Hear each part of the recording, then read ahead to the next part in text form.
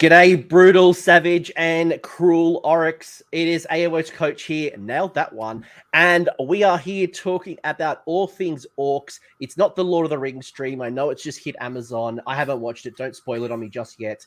But we are talking about the soup that is the green soup, the Big Waaagh. I'm super excited to join Aaron Newbom. Not newborn. Yes. I told you I wouldn't butcher it. And I'm actually really excited to talk about this because, one, there's a guy in my local scene that gives me nightmares. You know who you are? Austin.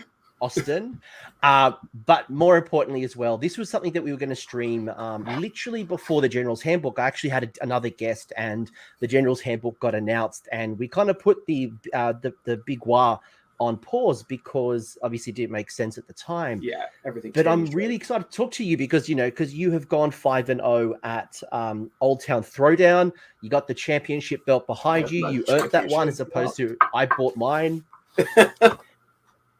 Yeah. Who can tell us about all things orcs? Yes. First of all, wow, saw dudes. Gotta say that. Secondly, I think I know you're talking about. You're going to interview. It's probably Tubbs. It was either me or you, dude. One of us was going to get that 5-0. So I happened to get it first. But I just want to shout him out real quick. He's awesome. I had a heartbreaking conversation with Tubbs. I'm like, Tubbs, I'm going to book this stream, but I want to get a different guest. Are you cool with that? And I'm like, he went 5-0. You went 3-2 last time. It's a bit hard to justify. He's like, nah, man, I'm cool with that. Like, yeah. but you went 5-0. You went, which is incredible considering. And I think it's funny because, like, when you look at the orc book, you've got defined Bonesplitterz, you've got defined Ironjawz, you've got all of these Kruleboyz, but you've got this weird soup. It's like add all of the orcs together and make something that works. A whole complicated amalgam. It's a soup, like you said, and it can be intimidating to enter when you have that many options. It can be like, what do I do? I can do 100 things, so you get stuck sometimes. But yeah, it's definitely one of those sorts of armies for sure. So I guess you better just jump into it, more or less, right? Yeah, let's jump into it. It's actually funny because when I was looking at when I got the preview of the new orc book, and when I say new, it's like 12 months ago.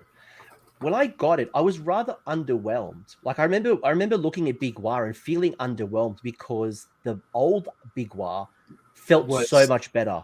It felt Big so Waaagh much was better. Busted. It was so crazy strong. Like it took no effort to get to max Waaagh points, and then you were just rolling all over everybody. This one I think is actually very, very well balanced. It looked underwhelming by comparison, but when you play it, it's like this feels like pretty much perfectly balanced in my opinion. But it does take a little bit more work and more knowledge to really get the most out of it, I think. But I do like the system and the way it's balanced now. But I also felt the same way at first. I started looking into it more. When I looked at it, I'm just like, it's not as good. Next.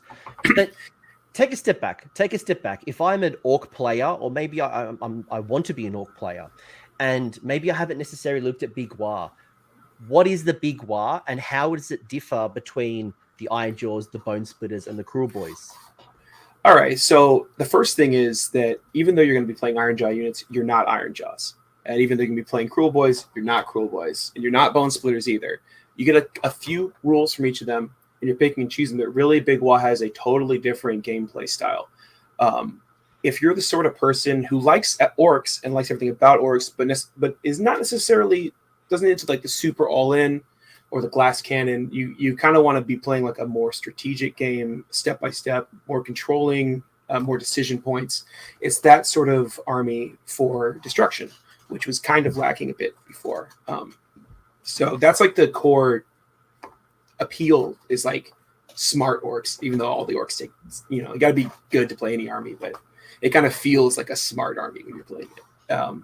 So if that appeals to you, then Big Waaagh is going to be a lot of fun for you. On top of that, I think if you're the sort of person who really likes to, you see a meta game and you don't want to be in the meta game, you want to shoot the meta game, you want to snipe it out. Big Waaagh can do that with any meta. You can find a way to beat that. So that's another thing. If that's fun for you, then you'd like Big Waaagh. I think like when I think about the Big Waaagh and like what is the Big Waaagh versus I'm an Ironjawz player and maybe I'm getting bored with Ironjawz. You know, there's a certain amount of models, or maybe there's a time where I want to integrate some of the Kruleboyz that I got from the Dominion box, or you know, like I just want a bit of variety, or maybe I'm finding that my particular build isn't quite as good as I need it to be competitively in the meta. I don't have the choices to, I need some shooting. I need a monster. I need something that maybe my side of the faction doesn't have. The Kruleboyz allows me to bring in some models that I normally couldn't bring in, but still keep the core of my army. If I still want to run mostly Ironjawz, I could still run pigs and gore grunters, and I can run everything that I want and bring in some bone splitter pigs, or I can bring in some ard boys or some shooters, or I can bring in some grots. Yeah, exactly. You can, whatever you feel like your army needs, or you as a player need, like if you have a certain play style and you really are feeling like you can't quite play that way with the army, you can play Big Waaagh and just put the pieces in to make that work. Also, if you're a hobbyist, you just like certain models, it's pretty cool to be able to take all your favorite stuff and put it together. So there's another definite plus point for Big Waaagh. Cool. Yeah, it's interesting because I guess for people who haven't looked at it, it might be a bit weird, and it's like, oh, how do I make this all work? And it does feel a little bit like analysis paralysis. By the way, Aki, thank you so much for the stream donation, much appreciated. With the big Waaagh, like it's a soup. It reminds me a lot of Cities of Sigmar. Being a Cities player, is that I can bring in the best of Dewad and bring in the best of the humans, bring in the elves, and I can have little power pairs and trios. And if I need some mortal wound shooting, I've got the Bolt Boys. If monsters are running riot, I've got some monster stuff. I need some really good spell casting. I've got a Vulture. I've got a Maw Crusher if I need to do big monster damage. Like I've got all these tools, and I could just pick the best of what I need. Yeah, hopefully by the end of this video, if you're suffering from decision paralysis, hopefully I can clear some of the points out for you and get you a good starting place to come from, and the sort of things that you should be starting with, and then from there making decisions. It makes it a little easier when you have a core to work with and work out from there. So I'm hoping to bring a lot of that information to the audience, and because it can be, intimidating, but it's also super exciting. So yeah. It's me right now with Stormcast pulling my hair out because like I build a list and then I go chase the little rabbit and then go find like, oh, this is a little good thing. And then I find a combination that goes with that. And then my list changes. And then like 5 minutes later, I'm buying a whole basically new Stormcast army because I started with dragons. Now I've got annihilators. Now I need a Lord Imperator. Now I've got this. Now I've got a Relictor to teleport them. And I look in the rearview mirror and my dragons are now sitting on the shelf with dust. And they were like, you have like 80 war scrolls, and there's so many of them are like cool, and most of them are powerful. Most of them, there's like a couple maybe that aren't, but most of them are like you can definitely win games with them. So same thing with me. I'm just always changing my list constantly, just going down the rabbit hole, and just testing weird stuff until the big tournaments. Which for Big Waaagh is exciting, right? Because as the meta shifts and as new armies are coming about, right? We know Lumineth at the time of recording. Lumineth and Tzeentch are coming in the near future. We know Gargants and we know Ogres are coming as well. So as the meta shifts and if it becomes more magical dominance, then you can bring in, let's say, a Vulture. Where like if I play purely, but if I play purely Ironjawz, my magical defense is not that good. It's pretty poor, and whereas Big Waaagh, it has the +1 to cast and dispel once you have 12 Waaagh points, so which we'll get into later. But like you can definitely like magic meta. Well, I can definitely deal with that. Armor meta, you can deal with that. Whatever comes out, if the Stonehorns start stampeding over everybody when ogres come out, like you can get some super cheap throwaway screens, or you can get ways to just destroy monsters with the beast skewers and stuff like that. So Aki throwing money at me like I'm a strip club, big booty Lumineth, like a bit of a shake. I can make it rain. So like to bring it back, like otherwise we're going to go into a Stormcast chat. What's the strengths? Give me the high level strengths. If I was at my game store thinking about picking up Big Waaagh for the first time, what's the strengths of the army? Okay, the strengths of the army, like the big, in terms of like winning games, like what makes the army strong is basically the longer the game goes, the stronger you get, until it becomes very overwhelming for your opponent. And like units that previously weren't that scary, like Art Boys, for example, you can get them to the point where they one-shot a Gargant. 15 Art Boys will one-shot a Gargant in Big Waaagh. It's crazy what you can do with it if you buy that time. So like definitely one of the big strengths is that steady ramp up. And then, like I was saying, there's the toolbox. If you can predict what's going to happen well enough, you can always have a tool to answer the problem. So like Ironjawz, really it's go in either a little bit later or a little bit earlier, piecemeal or all together, but like really you just go in. With Big Waaagh, whatever the correct play is for the situation, you can make it. You might not see it, but you can make that play. And that's a huge difference for something like Ironjawz or Kruleboyz or Bonesplitterz, because Kruleboyz, you're going to be fragile no matter what. You can't choose to be tanky this game. So that's like probably the biggest strength of Big Waaagh.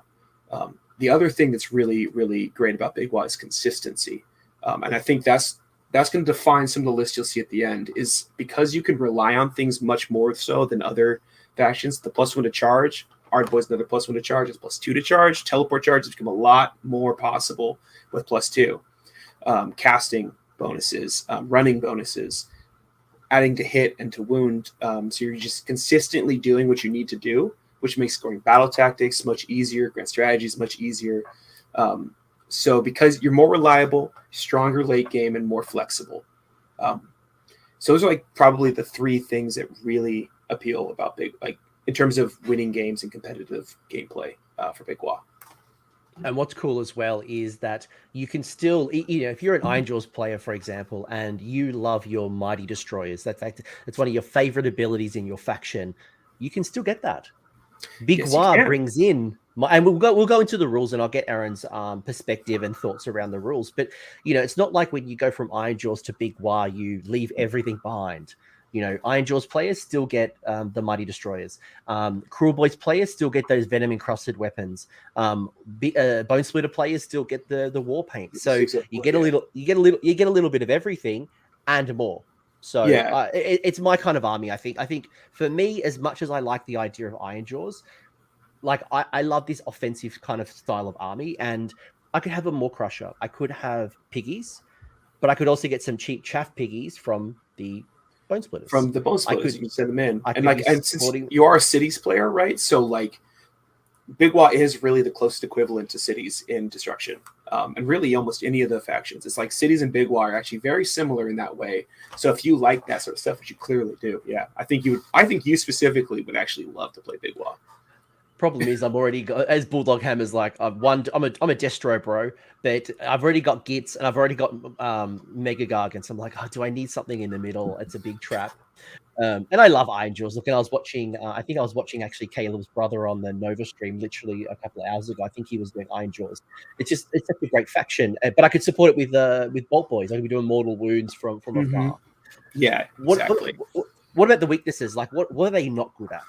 Okay, so the weaknesses, and I was kind of hinting at this earlier. You are not Ironjawz. You are not a tempo army. You can't decide when to go in. You can't just like, I'm going to go in now. It's like, it's probably not a good idea because you don't have your stuff stacked up. You're not set up properly. You're just weaker. You're like, if you're playing super aggressive Ironjawz as Big Waaagh, you're just playing a worse Ironjawz. So it's like a weakness, right? If you play just Kruleboyz, you're not as good at doing Kruleboyz as Kruleboyz are. You're losing some of their rules or sneaky tricks. You're losing like Covered in Mud, for example. Like that's a really powerful ability. You don't have access to that. And there is also a little bit of a tax in all your lists. In order to get the maximum Waaagh points per turn, you have to bring certain units. And there's really like 2 models that you just cannot not have. So that's a little bit of a downside. But there's really not. Oh, and then also it's a little bit of mental tax, I will say. And that's a real thing. Like because you're keeping track of numbers and you're stacking all these points and you're triggering all the time throughout the turns. And if you're not practiced, it can get very overwhelming and distracting. You'll like lose track of what you're doing and miss out on things. It's a lot of micro, and micro is fun, but when you're on like day 2, round 5, and your brain is just gone, that's a very real downside to an army. Yeah, So it's definitely more of a thinking person type of army, which plays to the strengths, as you said. You know, you're able to respond to the meta. There's a lot of great things you could do with the faction, but they're not as simple as and clear cut as what maybe a traditional, again, Ironjawz Bonesplitterz might appear to be.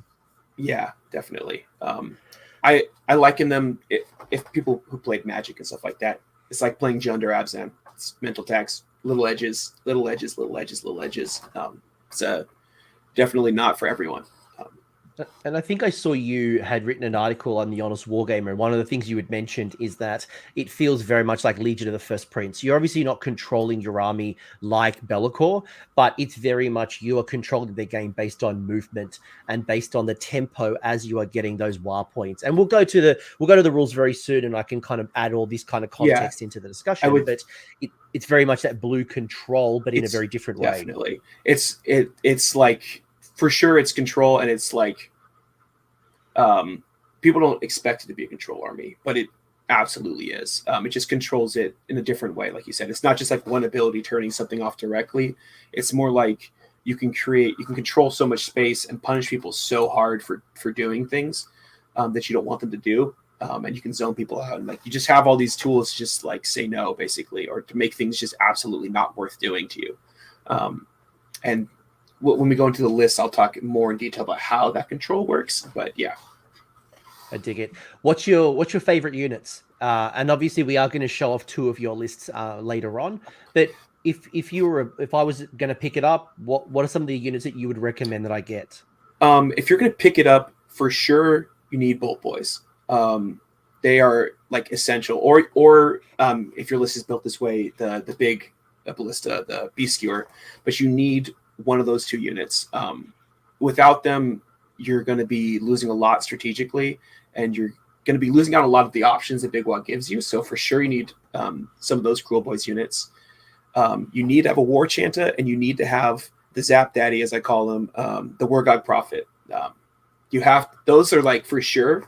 But when it comes to like my personal favorite, I love the Vulture boss. The killer boss on Vulture is so good in Big Waaagh, and he doesn't look that good on paper until you play it. And then when you play in Big Waaagh, you're like, oh my god, this unit is so good every single game, because he becomes much more consistent, and like you're under a lot less pressure than you are in Kruleboyz to like kill things necessarily as quickly. So he doesn't have to do that much damage. He just cleans things up. He's all over the table, and he solves a lot of problems for you.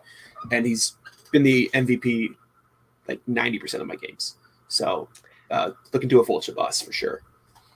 I like it. Actually, one of my, I mentioned Austin, someone who I played, he's in my local community.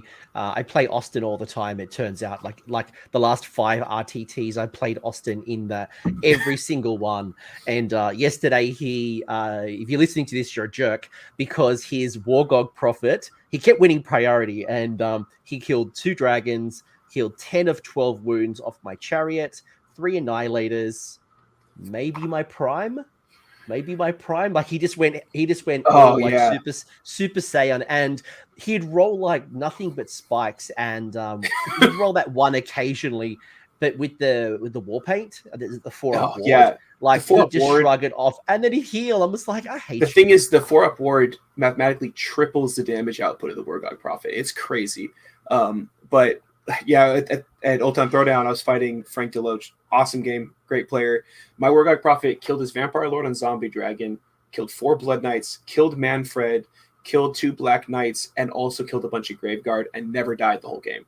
And it was just like, oh my god. But then the other thing is that my first 13 competitive games with Big Waaagh, I never did more than 6 damage with him before he died. So it's like, you get what you get with the dice with him. And what I love about the Wurgog Prophet is that he's such an awesome trade piece. It's 150 points. If you get in within 12 inches and do your stare, you can obliterate your opponent. People think Purple Sun's bad. Get into range of a Wurgog Prophet with war paint, and you're not going to have a good time. Yeah, but if it dies, it's 150 points. It's like, whatever, man. Like, they can't afford to risk it, which is an ongoing theme that will go with my list. Is you just can't afford to take the chance. And one of the things that's really crazy and specific to Big Waaagh is like, you want to get in range of the Bolt Boys to kill them, but to do that, you got to be within 12 inches of the Wurgog. So you're like, ooh, like this is lose. Like, and that's the sort of control that Big Waaagh has. You're like, there's just no good options to you. It's literally what Austin does to me all the time. He's got a Wurgog Prophet next to his 6 Bolt Boys, 6 to the Shaman, and there's usually screening with like either Ironjawz pickies, Bone Splitter pickies. It's, you know, he's very good board control, but it's like damned if I do, damned if I don't. And if I don't have the good long range shooting, then I'm going to get an Unleash Hell. I'm going to just get zapped off if I lose priority. And there's just can't afford to stay back either because the WAAAGG points keep stacking up, and eventually he'll come and get you. So it's like, oh man, what do I do? Damned if you do, damned if you don't. Bulldog Hammer asking, how many Bolt Boys would you recommend? In the current meta, I would recommend 2 units of 6. That's currently right now. It really depends on what's going on in the meta, but I think there's a lot of these hard-hitting bounty hunter units, and Bolt Boys are great against those. Like, you know, things like Blood Knights. You're like, okay, that's kind of annoying, and you're like, well, not if I have 12 Bolt Boys. It's not. But in like the previous GHB, I was running up to 3 Beast Skewers and no Bolt Boys, because it just like it's what you need. But 12 right now, I would say. By the way, in the chat, Gareth talking about at Nova, which is literally happening right now. A Khorne player had both Scarbrand and the Boomthirster killed by 150 Wurgog Prophet. But then Bulldog Hammer saying, again, a Kragnos as well. It's a 700-point model. So, again, the trade piece, 150 points. And once you've been scarred by the Wurgog Prophet once, you never want to happen again. Like, yeah, it's just like, but that allows you to then kind of like, right, well, people don't want to get in range. Then it's almost like that bubble where people just avoid you. But hey, this is not the Wurgog Prophet show, but I guess this is just just a little one bit the Wurgog Prophet show. yeah, one piece of many, and we'll get into like some of those. I think when we get to the list, like those really spicy, fun things that become much more interesting in Big Waaagh with the context of the list when we get to that. I think. Well, let me ask you 2 quick questions, and then we'll get to the rules. I know on Twitter you got asked a question leading up to this that I want to kind of acknowledge, which was around shooting. We've already talked about Bolt Boys. We talked about the Wurgog Prophet. How important, I think, by the way, people are saying it could be the Wurgog Prophet show. I think I have to just... If you believe hard enough, I mean, that's how you get the WAAAGG points. You got to get that green vibe going. But how important is shooting, right? Because that seems very un-orky, right? Un-orky is run forward, smash and bash. I think if you're not running shooting, you shouldn't be playing Big Waaagh. I think it's that important because you need to stay back for a while. You can't go all in, and you can't be all melee. And if you're not doing something during that time, you're just wasting turns and you're not going to win. If you're not controlling board space with them, you're not going to win. And they don't even have to necessarily kill that much, but you need to at least have that threat. You could run a light shooting, but you have to have at least some. Otherwise, you should not be playing Big Waaagh. It's critical to how the army functions when you play it on the tabletop. It becomes very obvious when you play it on the tabletop how important it is. Yeah, if you're not going to do shooting, I probably tend to agree. You're probably just better off going Bonesplitterz or going Ironjawz. And if you want to go all in shooting, then you're probably better off going in Big Yellows under Kruleboyz. Yeah, and just like, I'm playing them next week because of but anyway, yeah. All right, I'm going to bring up the rules. I want to talk rules with you and get into your head, right? And Aaron is just one of many people. Just because he doesn't like one thing doesn't mean, you know, we all should just drop it from our tournament lists. But what I want to hear from you is just more about how important are these things when it comes to your list construction, the way you play the game, and what's your general thoughts? So first things first, I did mention that as an Orc player, as a Big Waaagh specifically, you get to use all 3 of these abilities that happen in other factions, right? So Mighty Destroyers is a Ironjawz rule, Venom Encrusted Weapons is a Kruleboyz rule, and then the War Paint is a Bonesplitterz rule. So you get to enjoy all 3 of them. Yeah. Do you like them? Do you build around them? Which ones do you build around more than others? Tell me how you look at Cunnel, Brutal, and Savage. So Venom Encrusted Weapons is definitely the most important rule from Kruleboyz. You're really getting the best thing of Kruleboyz. In many cases, not all cases, I would argue that Big Waaagh uses Kruleboyz better than Kruleboyz does. But there are exceptions to that. You can do a really nice list, and if you really know how to play Kruleboyz, you can do. But like you do get the biggest benefit of them, plus other options. Warpaint, not that impactful, honestly. It's not really what's important about Bonesplitterz. The pregame moves and stuff like that are what's like makes Bonesplitterz much more how it defines them as an army identity wise. So you're not really getting the core identity of Bonesplitterz when you play them in Big Waaagh, which is why I tend to avoid them, even though some of their units are actually quite good in Big Waaagh. Mighty Destroyers is just a crazy powerful rule. It's one of the strongest rules in the whole game.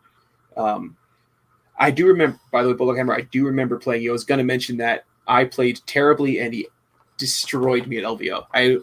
He played excellently also, but that was my first tournament. Anyway, Mighty Destroyers is like critically important, I think, to how Ironjawz function. But just as important as Mighty Destroyers is, it's also important to remember that you do not have Smashing and Bashing. And that defines a lot of how you build lists, because not having Smashing and Bashing means you really don't want to go in with more than one unit at a time, because then you're going to get smacked back before you get a chance to swing. And orcs are tough, but they're not like Stormcast tough. They're not like Blood Knight tough. Like they're durable, but they do go down, and you're going to lose a lot of damage if you go in multiple units. So when you design lists, you have to keep that in mind. You're not trying to slam in like 5 units at the same time, because you're not Ironjawz. That will get punished very hard, and you'll feel it deep when you try and do that the first time. You're like, oh my god, I like lost half my army. So that's important to know. But you do get half the benefit of being Ironjawz, more than half. Our Mighty Destroyers is really, really good. It's such a flexible tool. This Austin that I keep talking about, because he lives rent free in my head. One of the things that I love that he uses is Mighty Destroyer with the the Mega Boss on foot, and with the Fight on Death ability as well. So he's just an absolute missile running forward. And if he dies in combat, cool, he's still going to fight. And again, it's such a wonderful trade piece, and you can find those types of things. But you're right, like he'll never run his 2 units of piggies and his Mega Boss at the same time. It's definitely waves at different parts of the board, and kind of manipulating, and wherever the Bolt Boys are kind of shooting off and trying to control that space, then they'll kind of come around and support, or however the game's kind of flowing. It's definitely a thinking person's game. Really quickly, for anyone who doesn't know these rules, Warpaint is a 6-up ward for Bone Splitter units. So it doesn't mean that your Kruleboyz or your Ironjawz units are going to get a 6-up ward. It's just the Bone Splitter units that you select will have a 6-up ward. When it comes to Venom Encrusted weapons, your Kruleboy Orcs, on a roll of a 6, are going to do a mortal wound. Is it in addition or is it instead of? I think it's instead of. So it's just like mortal wounds. And there's the shaman that can kind of bring that down to a 5. And then Mighty Destroyers is that hero phase command ability that allows them to charge or pile in within 12 or move. And one of the things that I love that you can do, and what Austin tries to do to me all the time, is with that Mega Boss on foot, it can charge in the hero phase, and even though it can't fight in the hero phase, it avoids Unleash Hell. Yeah, because I can't use that. It's not in the charge phase. There's all sorts of things that Mighty Destroyers is great for. If you remember earlier, I was talking about the consistency being super important. So, for example, when you really, really need a charge to go off, you can like big green hand something, teleport it, and then you can Mighty Destroyers with it. And then if you have a triumph, you can try and re-roll that. And then when it comes to your charge phase, you can roll it again, and then you can command point re-roll it. So you get 4 attempts to make that critical charge, and like stuff like that is like the consistency and the tricks is really what you're getting from it in Big Waaagh, more so than the crazy aggression you get out of it in Ironjawz sometimes. But it is amazing. And just to call out Gary also, thank you, Gary, calling this out specifically, it's mortals equal to the weapon's damage. And why that becomes important, for example, is the Bolt Boys, the Kruleboyz Bolt Boys, correct me if I'm wrong, they do 2 damage on a roll of a 6. Obviously, if you bring that down to a 5, so that would be 2 mortals per 6 that you roll, or 5 if you obviously use your shaman. So it's a great way of just like pulling down your opponent and just fishing for those mortals. Plus, you can do things like Bounty Hunter, Gut Rippas, and they have 2 damage now, and all their 6s. It's a lot of dice, and you can just blow things up. But yeah, melee and shooting. So it's melee and shooting. So everything in Kruleboyz does the model. So obviously, it's good rules. If you take them, it's going to be great, but not necessarily as you remember. Mighty Destroyers, you don't get smashing and bashing. The war painting's nice if you're going to take them, but you wouldn't take Bonesplitterz just for the sake of the war paint. And the Venom Encrusted Weapon, great ability. Yeah. So I guess here we go is basically just a command ability that gets you WAAAGG points sometimes. It's kind of complicated. Read it carefully. Make sure you understand how it works because you have to roll over the battle round and then you get points equal to the battle round. So this is kind of hard to explain to your opponent because this is one of the things you're playing Big Waaagh is you're going to have to explain all this. And they're like, that doesn't sound right. And they want to check it. And it's like a million different little things. And you have to it's like, you know. But yeah, you're going to be doing this a lot. You're going to be doing this almost always, honestly. It's actually one of the reasons why I always run Warlord battalions in Big Waaagh is because you can't do heroic. You can't afford to do the heroic leadership. You're almost always doing this, so you're actually down a couple command points over the course of the game compared to your opponents a lot of the time, because WAAAGG points are so powerful, as we'll get to. But yeah, this is something you're going to be using a lot. Yeah, so you often will do this it depends on, I guess, how the tempo of the game is, right? Especially when you look at the next part, which is with the Waaagh, right? Because as we've talked about, the Wurgog Prophet with the mask doing a 4-up ward as well. You might want a heroic recovery that Wurgog Prophet and keep it around a little bit longer. Or especially as the start of the game's kind of happening, you want to get those WAAAGG points up as quick as possible so you can read the rewards as soon as possible, which will lead into the next part. I think let's get to the core of what the abilities is, which is the call of the Waaagh or the power of the Waaagh. Yeah. So you basically get a set of points, and these points accumulate over time. The more points you have, the more abilities you have. So you can see on the right-hand side, there is a table at 6, 10, 12, 16, 20, 24. There are different abilities. They stack, correct me if I'm wrong. So once you get 12, you don't lose 8 and 10. You just keep building abilities over time. Yes. Talk to me about these rules. Like, instead of going in and giving you story time with coach and reading the points, what does it mean? How does it work? What do you think about? What are the rules that you most enjoy? Like, give me your perspective point. So, so when it comes to the Waaagh power, like, you know, obviously the better the vibe, the better the party, the more you stack it up, the stronger you get. And so really what you're looking at is a steadily powering up army. I think it's just better and better and more consistent and more powerful as the game goes on. So you're going to want to stack that up as quick as possible because you want to supercharge as fast as possible. And there's a ton of tricks to do that. But once you get to 24, you have all these benefits. Plus 1 hit, plus 1 to wound, plus 1 to cast, spell, unbind, charge, run. You're doing all this stuff. And then you can call the Waaagh, where everyone in your army gets plus 1 attack until the end of the combat phase. So you can do this crazy explosion of damage. You don't always even necessarily do it, though, because the ongoing benefits are so good, you don't want to lose them.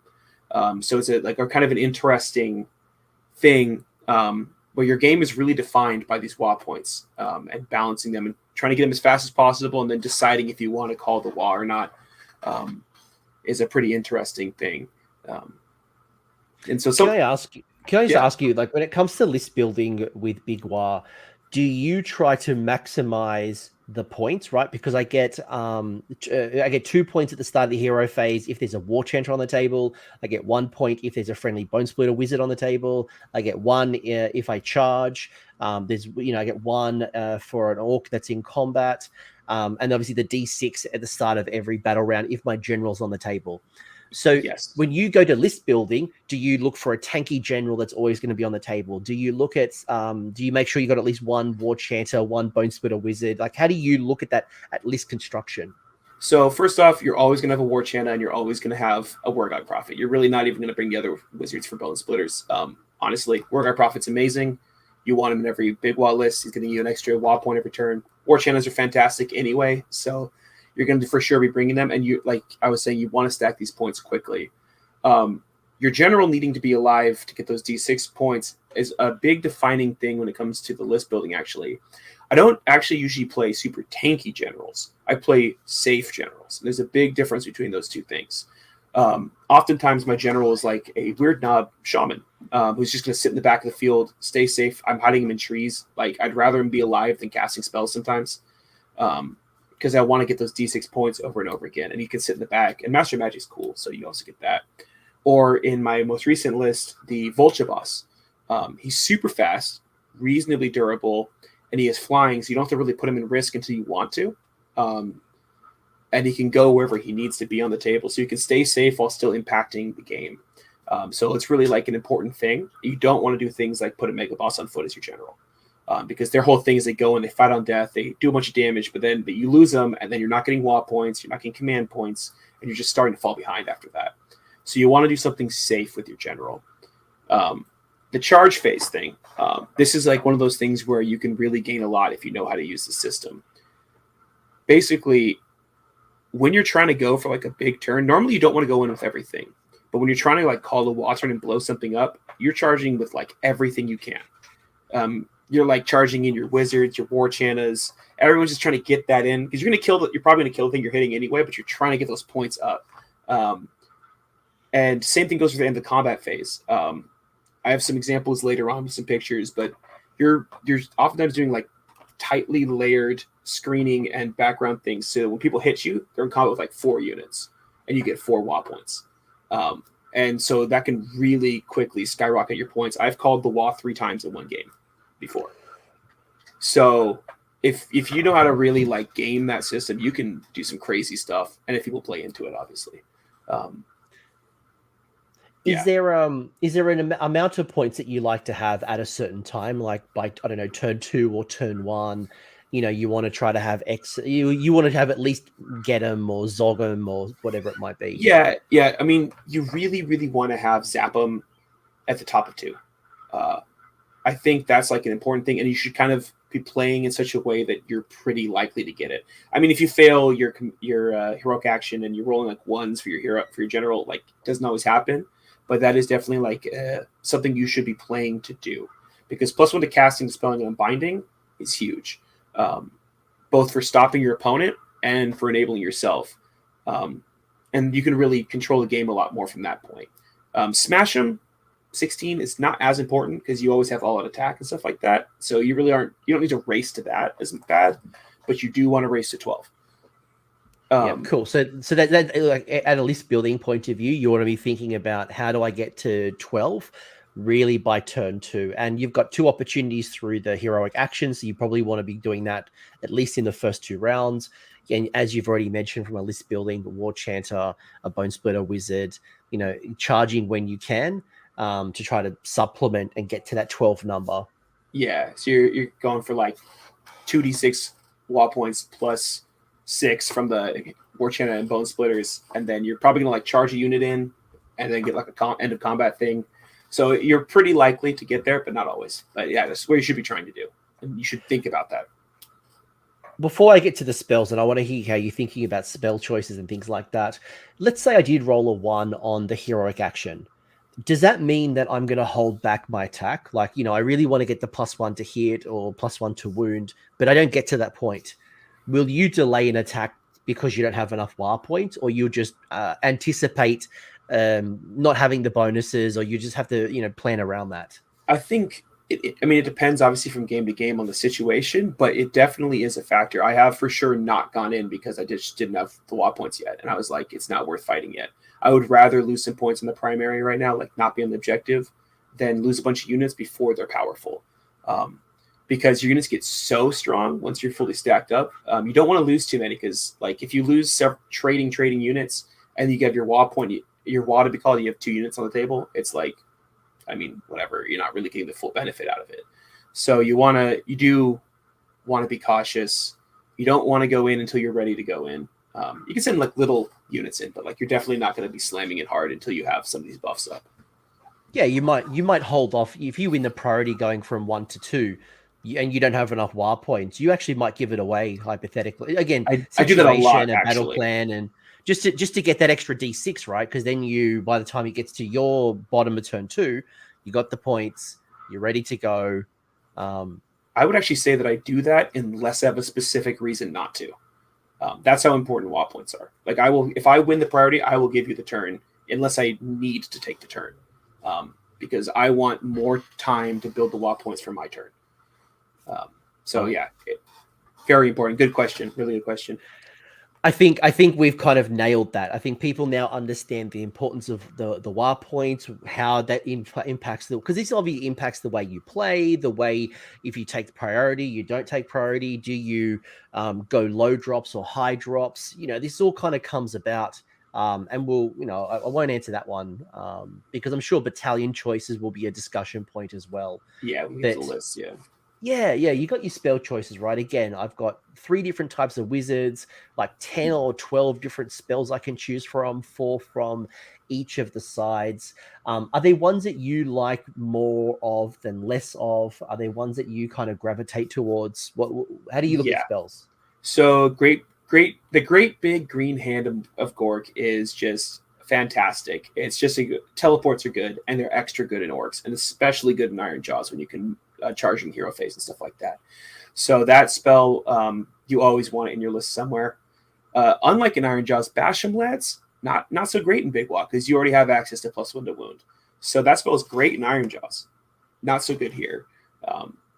The whole Lore of the Swamp is great. Probably wouldn't play Sneaky Miasma, but all those other spells are just great. If it's for the meta, whatever you need in the meta. Like I bring Nasty Hex because Nurgle's huge. So I try and put Nasty Hex somewhere in my list at this point, like I'm listening to signing now.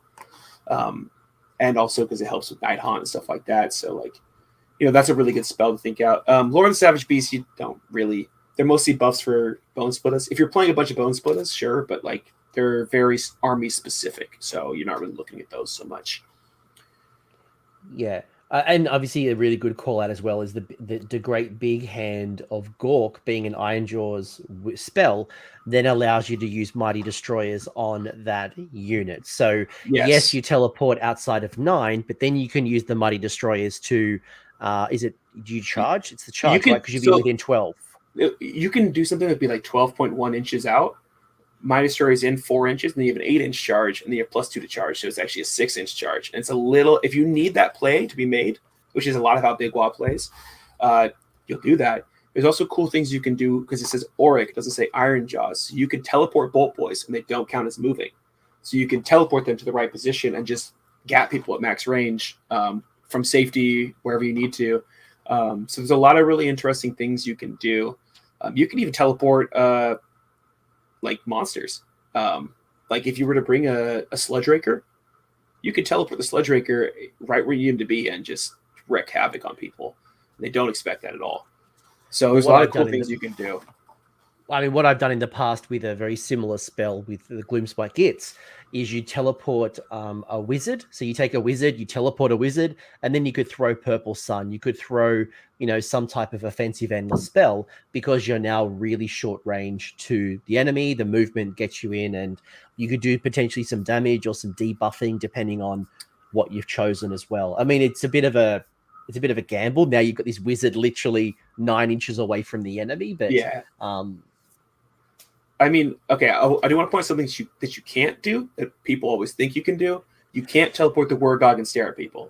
His is at the beginning of the hero phase. You can't do that unless you double someone, which I have done that because it was like the only play I had to win the game. It was versus the Nuke in round 5 at Old Town Throwdown. I did that. I was like, it's the only thing I have. Like, I gotta just hope I double him here, and I did. So that was a close game. Oh my god. But yeah, so just you can't do that. Everyone always asks that. No, you can't do that. No, yeah, because it happens at the start. So given that you can't cast your spell at the start, unfortunately, can't do it. You can't even use the boat, for example, lock the Soul Seeker to teleport him up because again, just because of the wording, unfortunately. Yeah. Anything else you'd call out with the spell choices? And this is critical because there's so many great buffing and debuffings that I wanted to call out those. Specifically, the Hand of Gork is one I'd really want to call out. Choking Mist is a sleeper. Choking Mist in combination with like tanky Ironjawz, you can just say like, yeah, you're not moving these guys. 15 Ardboys with Mystic Shield and Choking Mist in front of them, guarding an area, like, good luck. You're not getting rid of them. And there's little things like just people are who have like run in charge, and you just like 24 inches away, Choking Mist on you. You're not going to get across the table anymore. People deploy in a certain way where they can get on to objectives if they run, and you're like, you're not running, so you're not getting an objective, and you lose the whole turn. It's a sleeper, but if you like those control armies, especially if you're playing Gobsprak, keep that in mind. It's a really powerful play you can do sometimes if you see it. But yeah, other than that, I'd say that's all the spells you really got to think about much. That might combine nicely with Expert Conquerors as well, given having 3, counting each model as a 3. Plus, then you're debuffing them. Plus, like, there's just so many great things. Yeah. And again, this is that control blue deck thinking army. Yeah, definitely. All right, so here this is my list from the Old Town Throwdown tournament that we just had recently. This list, I know people saw it and they were like, I don't get it. It's because Big Waaagh lists can be like that sometimes. I want to say up front, for when you're playing Big Waaagh, every list, you have to design it with a game plan for at least the first 3 turns. You can't just be like, I do one thing turn 1. It's like, you're not going to do well. You have to be thinking like turn 1, turn 2, turn 3 onwards kind of stuff. So I'm going to go over some of the choices here. So I mentioned earlier the Kill a Boss and Corpse Rip Volcha. So good. First, the grand strategy of Waaagh. You can just hold him back most of the game. Last turn, fast in movement, fly 28 inches of movement, get in their deployment zone. Boom, that's your grand strategy with like no risk. He's decently fighty. I've got 2 units of 6 Bolt Boys, and with his ability, you can unleash hell with both of them in the same turn. So if people come into you, you can just like wreak havoc, just destroy things. It takes a lot of work to not get blown out by that. It really makes you as a scary threat that people don't want to come into it. And you tell them you can do it, but people don't realize how much damage output that can be. On top of that, I gave him Mork's Eye Pebble. Mork's Eye Pebble, once per game during the enemy shooting phase, your whole army, basically everyone within 12 inches of this giant 130 mil base, is going to have a 5-up ward against shooting. The reason I brought that is it felt like a very easy fit in to basically hedge my bets in case I fought against a super heavy shooting army, which I did, and it did matter. Like, for example, Storm Fiends. You're like, I don't want my whole army to just melt. So you turn on that for 1 turn, you're pretty tanky, and that's usually all you need, that 1 turn to really and stuff like Ardboys with Mork's Eye Pebble, and they're like trying to shoot your Ardboys, and it's like they just rally back half of them with 4-up, and it's just like, oh my god, like I did nothing, wasted my whole turn. So it's a pretty powerful thing for very little opportunity cost. And then his command tray is super sneaky, and this one I got a lot of questions about. Super sneaky lets you redeploy 1 side who goes first, and I'm a 10 drop, so I'm not really deciding who goes first. People are like, what are you doing with that? And the answer is the same reason I'm a 10 drop is this is a strategic control army. I want to see what my opponent's doing, and I want to counter deploy to what they're doing and set up to stop them. I'm not necessarily doing a proactive strategy. I'm doing a reactive defensive strategy. So being able to put the Bolt Boys like on the line somewhere, and like if you deploy in front of them, you're gonna get shot turn 1, and so they don't. And then you just redeploy them somewhere safe, and you're like, hey, well, you deployed badly because you had to, and I got to move them for free. So it's more of a deployment based like mind game sort of thing. Or you can go super aggressive where you're just like deploy the Bolt Boys 9 inches out, walk him in, double tap something you need to kill, which is something I did to the Fire Slayers player. I killed his general and his other character turn 1 before he could do anything. And so he lost his grand strategy because he couldn't summon his invocation. He was losing command points all game, and it was just like game over like that. So there's all sorts of cool things you can do if you know when to do them. There's a lot of there's a lot of great things, and I guess first off, I just want to call out, this is just one of many lists. This is definitely the 5-0 list, so definitely proven. Is this an easy list to pick up? Like if I'm the average Joe when I pick up this internet list, am I going to go 5-0 at a tournament? Definitely not. This is not a beginner's list. This is like this is a list you'd have to practice a lot. My second list is a lot easier to play, so when we get to that, it's a little bit more straightforward.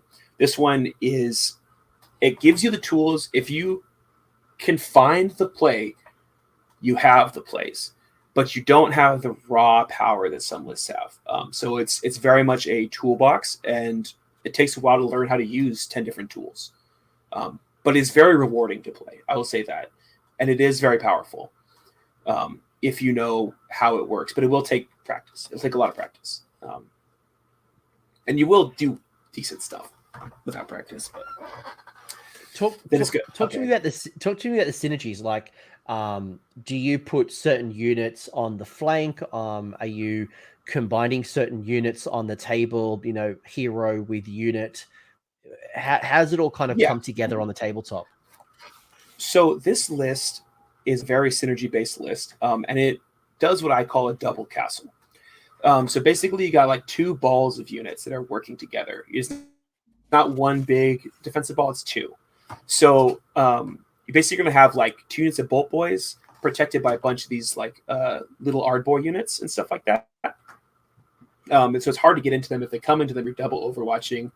It's very punishing if you do that. And then this long-range threat projection of shooting as well. And then the other side, you've got like the Wurgog Prophet with the Weird Knob Shaman, some of the bigger units, and the Gorgruntas. And the Gorgruntas are the long-range threat projection. They can go out and get things. And then you have this screen of 15 Ardboys with a Wurgog Prophet and the Weird Knob Shaman. So if they come into the Ardboys, pretty hard to kill 15 Ardboys. Even with Bounty Hunters, it's still tough. You can do it without Bounty Hunters, but it was really hard before. Now it's kind of hard. But if you do, you're going to get Wurgogged. And if you mess it up, you're going to get rallied 4+. And if you don't come into me, the Weird Knob Shaman's right there and you can teleport them into your face anyway. And you're going to deal with them. So there's definitely like these two synergistic balls that you play with most of the time. Sometimes you don't want to play that way, but this is like general advice and synergies that go on in this list. And the last unit I want to mention is the Morgox Crushes. I was going to ask you about that. I've been waiting to ask because I think most people would look at that and go, what the hell is that doing on the list? Yeah, so whatever army you're playing, I highly suggest you look at the little war bands that are basically smaller versions of your battle line troops. Galician veterans are useful, but Galician veterans die really fast with bounty hunters. Morgox Crushes is 90 points for 3 brutes, more or less. They're a little higher damage each, but like it does about 75% of the damage of unit brutes, but it has less wounds. But the thing is, with bounty hunters in play, it has actually more survivability than a 5-man brute unit for 70 less points. So what you're looking at is a tiny little trading unit, and the thing is, they're in bounty hunters, so I can put War Chant on them. They're in bounty hunters, charge them in, and they have 6 attacks that are 4 damage each and 5 attacks that are 3 damage each, which is like gross. When you're trying to just clear like 20 clan rats, just gone, like boom, for 90 points and the other 100 points. But like you also got the charging points. If you're still in combat, you're getting more WAAAGG points. They're a great screen. Is 90 points. Like if they die, it's like I don't really care. But they can hit much harder than people think they can. So that's why they're in the list. And it goes back to if people go out and kill those crushers, guess what? It's 90 points. Who cares? Who cares? It's like the Wurgog Prophet. It's like, oh, he didn't work. Well, I didn't really put that many points into it. So like you don't, and that's a big theme to my Big Waaagh lists. It's not the same. If you're looking, like I'll reference this later, but like Tubbs plays very differently. But my theme a lot of time on my list is there's nothing really worth focusing. Every piece is pretty good. No piece is a linchpin. Everything does its job, but you don't need any. If one thing dies, you don't lose. There's nothing that if it dies, you lose. So it's designed to really mess with people's heads when they're trying to do threat assessment. Like, they just don't know what to target because there isn't any right choice. Really, well, they're probably like a right choice, but it's like 1% difference, you know. So it's really easy to make people make misplays and not know what they need to kill, especially as they don't know your army as well as you know your army. So yeah, it's a big thing. Yeah, sorry, the internet just crashed. He'll be back on in a second. But the second list is going to be... Oh, here we go. Yeah. All right. Should be back. Sorry about that. My internet just crashed for a second. Like, router. What was the last thing? Good. So I don't know when it stopped. It's all good. Let's just go to the second list. I'll fix up the stream in a second when the video finishes. But the second list I've just brought up. So we just talked about like the 90-point idiots, which is great. And I think the key that I've kind of noticed, Aaron, is that when I played, as you said earlier about the threat assessment, it's tough because when I look at your last list, when I look at this list, right, I want to kill those bolt boys. I also want to kill the prophets. And it's easier said than done for some lists because it's usually protected by layers of chaff. You've got layers of Ardboys keeping me out of 12 inches. So it's hard to get to that or 18 inches, however it might be, depending on the threats around. And you just got waves, and you're throwing units in and getting those wild points for being in combat, for charging, and you're just throwing away trade pieces. So it's easier said than done. Definitely. That's definitely one of the things. Is like, it's very hard to actually get to the bolt boys. And oftentimes trying to get into them is what's going to get you killed, because you're trying, you just can't get through. There's so many Ardboys. The crushes are in the way. This thing just charging into you, just being annoying, and you're like getting shot the whole time. It's rough. And then what I find is I lose priority, and then I'm in range of the Wurgog Prophet, and then it zaps the crap out of me. So it's made me rethink, especially for Nighthaunt and other units that are castling up. And I imagine Lumineth and Zench and any of these armies that are going to be projecting their power through a castle. I need to be thinking about long range. I need to be thinking about doing way more to be able to pull that in, because you're right. If I'm in short range, that prophet is going to shoot me down. The bolt boys are going to be shooting me as I try to get to it. So protecting those, I guess, that trio, especially with the I noticed you don't have the wizard from Kruleboyz to give them mortals on fives. Actually, I have super strong opinions on this. So Kruleboyz were my first orc army, and I've played like 5 GGs with them at this point, and I never run Swamp Colors. They're mathematically not worth it unless you're running 9-man bolt boys. They're great with 9-man bolt boys, but I don't like them. In Big Waaagh, they're better, I think. Kruleboyz, I don't like them because you already get through armor so easily. Like, do you really need to get through armor better? Big Waaagh, I like them more, but there is just not room in the list for the extra 105 points. Like, I just don't have space. I need every piece in here is essential. You have to have all these pieces, so I couldn't cut anything to run it.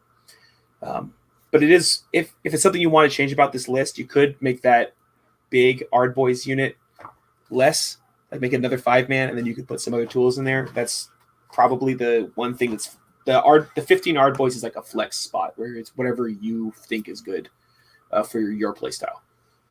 Right. So if I wanted to get myself that Swamp Caller Shaman, I might drop those Ardboys back.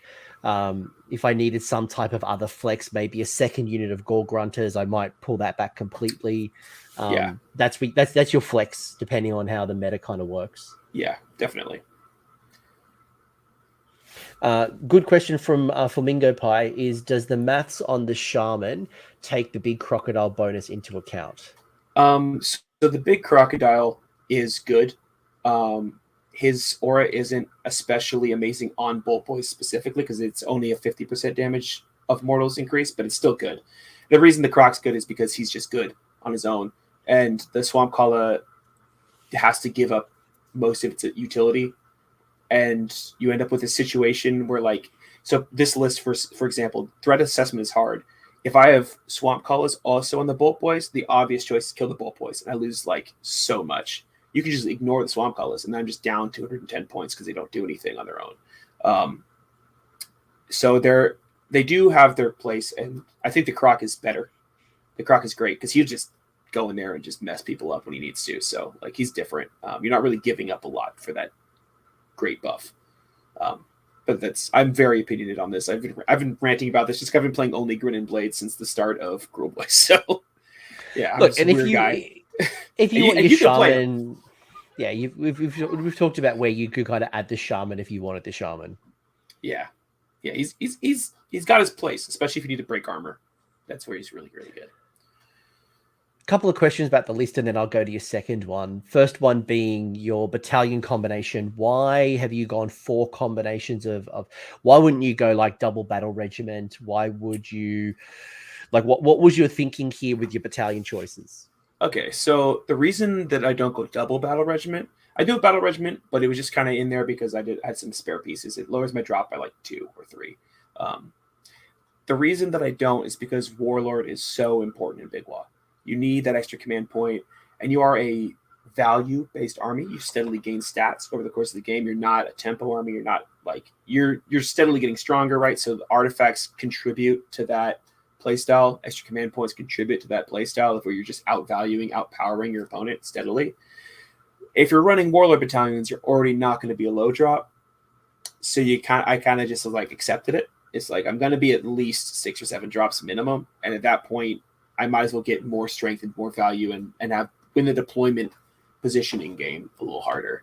Bounty hunters on crushes and gore gruntas. Those are usually the units I send in first. Gruntas I often use to just hit multiple screenies at the same time. I'm not even trying to kill all of them. I'm just trying to hit them, do a bunch of damage, keep them in combat. So I get charge, clearing a bunch of units, get some WAAAGG points for being in combat. The end of the thing, kind of pin people in. They're pretty tanky, so people have to deal with it. And the crushes, it's just like you send them into something, and if they don't work, oh well, 90 points. But if they hit screens and stuff like that, they're gonna blow it up in the bounty hunters. So they're gonna at least accomplish something for sure for 90 points. So that's a good thing. And then the expert conquerors, make 5-man ard boys something you have to deal with. You can't ignore them. You must deal with them. And that puts you in a pickle where you're like, I want to go with the bolt boys, but I can't leave 3 ard boys on this objective because I lose it. So you're in this, it's that whole like catch-22 every time. Every single thing, you're just like, there's no good options. Everything is rock in a hard place all the time. And that's why Expert Conquerors is super good on 5-man ard boys. If I could change it, I would have put the 15 into the Warlord and the last 5 into Expert Conquerors, but it's a small tweak, really. But that's why that's there. Yeah, all the battalions are important. Are those man-skewer bolt boys reinforced, or do they come in at 240 points? Yeah, they're reinforced. I was gonna ask you why haven't you got them combined? But I guess that answers my question then, because you can't double reinforce them because they're not battle line in anything that's not big yellers. Yeah, and super relevant to that question, people ask me why don't I run like a 3rd unit, because you only get 2 unleash shells with the killer boss. So it's like you're just maximizing, you're min-maxing, you're getting like the most value out of each unit.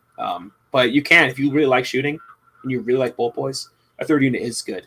I have tried it out before. It is quite powerful. So, but then the question is, why don't you just go big yellers? If you kind of put yourself. Yeah. It's kind of like why when you don't run any bolt boys, like why aren't you just playing Ironjawz? It's kind of like that.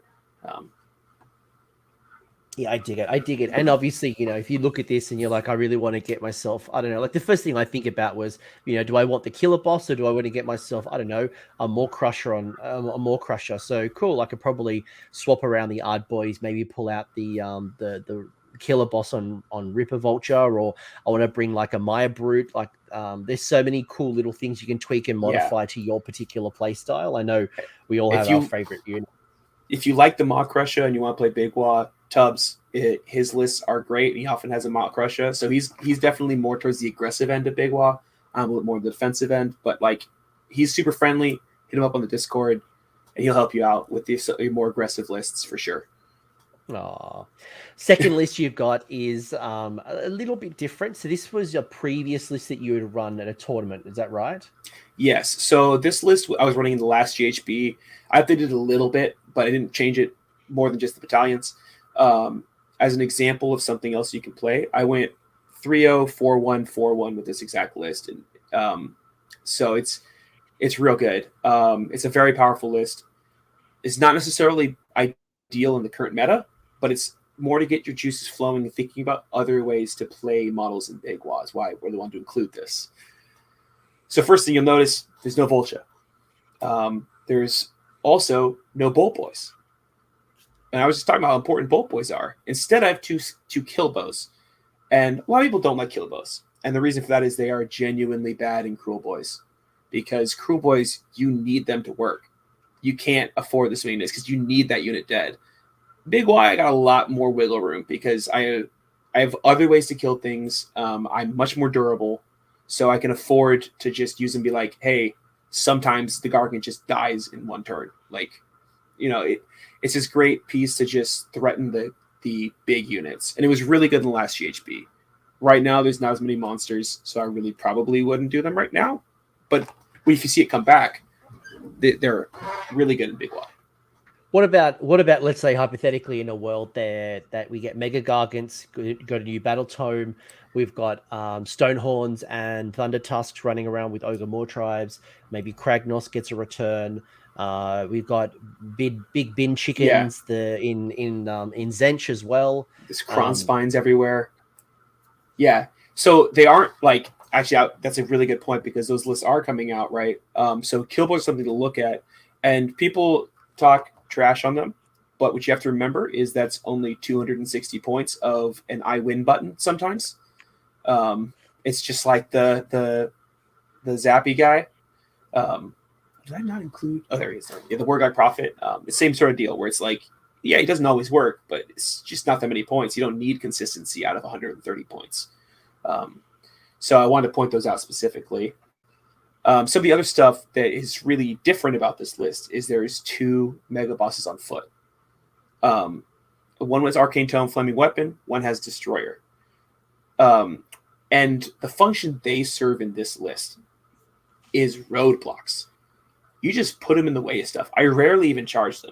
I just like, here's a mega boss. If you charge him, he's going to fight you, and you're also going to be stuck there, and I'm going to hit you back.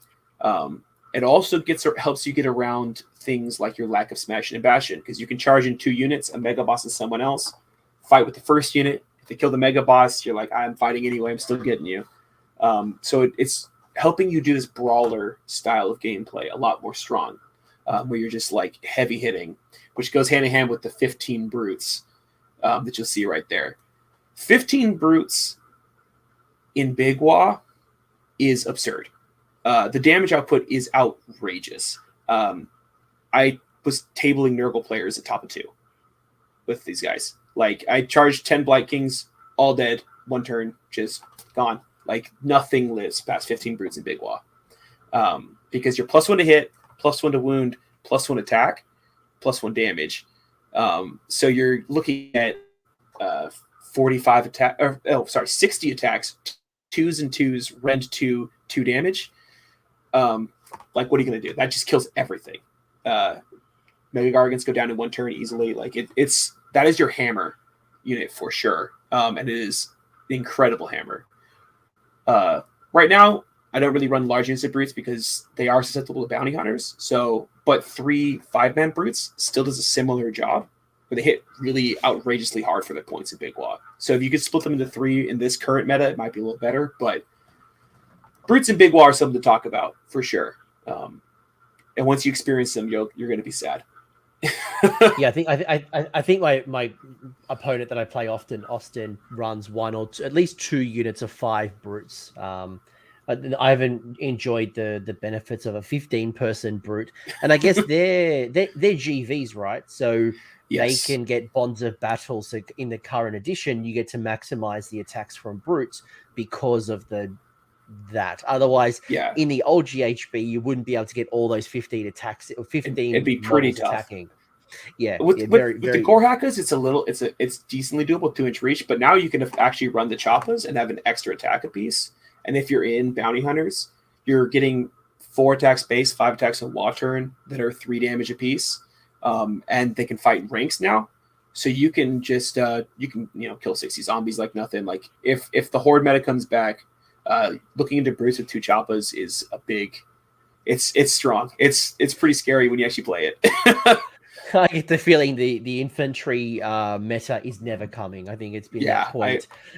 If they would have released Gits as the second destruction battle tome, yeah, maybe. But unless like Noblars are super powerful in Ogre More tribes, we're not going into this meta. Yeah, The Skaven's not coming. Yeah, I mean, my Skaven army is a horde army, but I play weird. But it's different. But well, you've lost your MSU battle shock immunity, so like it's definitely more MSU. I just want to call out really quickly. The Destroyer artifact is once per game an extra 3 damage on the weapon profile. So when that mega boss goes in, it's just an absolute carnage when you get that once per battle trigger. Base 2 damage, War Chant at 3, Destroyer at 6 damage per swing. He's got 8 attacks base, has ways to get more. And on stuff like Water, when you're coming in, and he's got I've had him get like 11 attacks because I was just fighting chaff for a while. He's getting kills and stacking up points.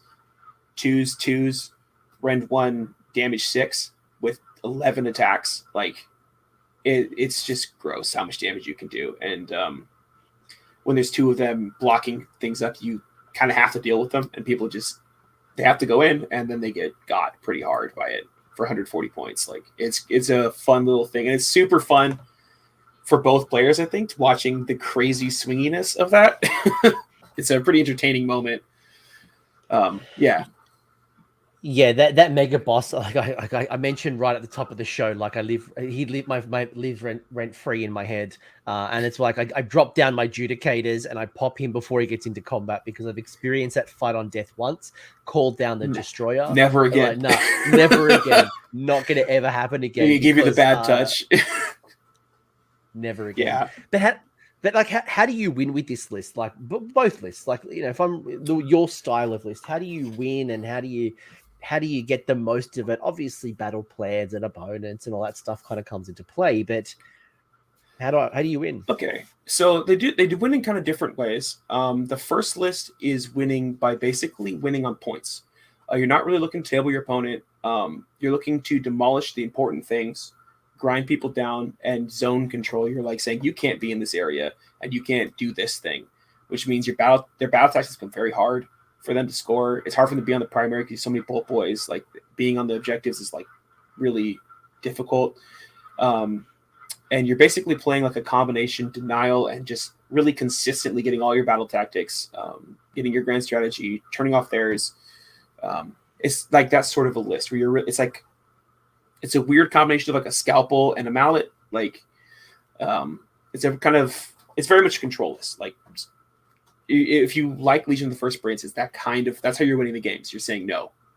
On the other side, the other one is kind of the opposite. What that list does is it tables people.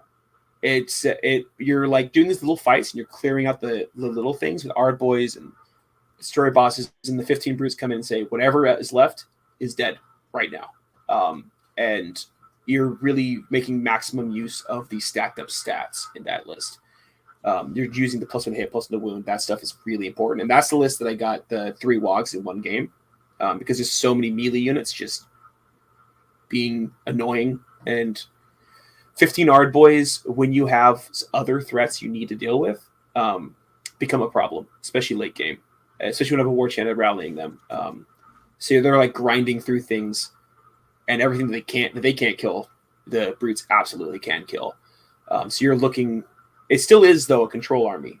You have to be really careful with your positioning, with your screening. You can't let people hit your brutes first, or you will lose the game on the spot almost. If they kill that big unit, like you're relying on it so heavily in that list that it can be a really big detriment. But you have a lot of area control, and people, the Kruleboyz, people don't want their monsters next to them. So you can do cool things like put both Kruleboyz on one flank and 50 brutes and other monsters in front of brutes, which you want. So this connection, a little spotty connection for a second. So it's a combination. That one's like much heavier on the hammer, but still a control list. And you're still playing you're always going to play 5 turns with Big Waaagh. Just think of it like that. You're not looking to win turn 3. Yeah, that's probably a big thing, right? most Age of Sigmar players are thinking about turn 1, turn 2, turn 3. And, hopefully you've done enough. And this is probably like an Ironjawz mentality where you kind of go hard turn 1, turn 3. And hopefully you've done enough damage, got enough victory points to kind of cruise through turn 4, turn 5. But really, you are a slow burn, almost like Nurgle, where you're slow burning and you want to play 5 rounds. You've got to be fast in your decisions, because if you don't play a fast 5 rounds, you're not going to really reap the rewards of the faction. Yeah, definitely. I think that's like a great way to put it. It is kind of a little bit Nurgle-ish in that way. Not as nowhere near as durable.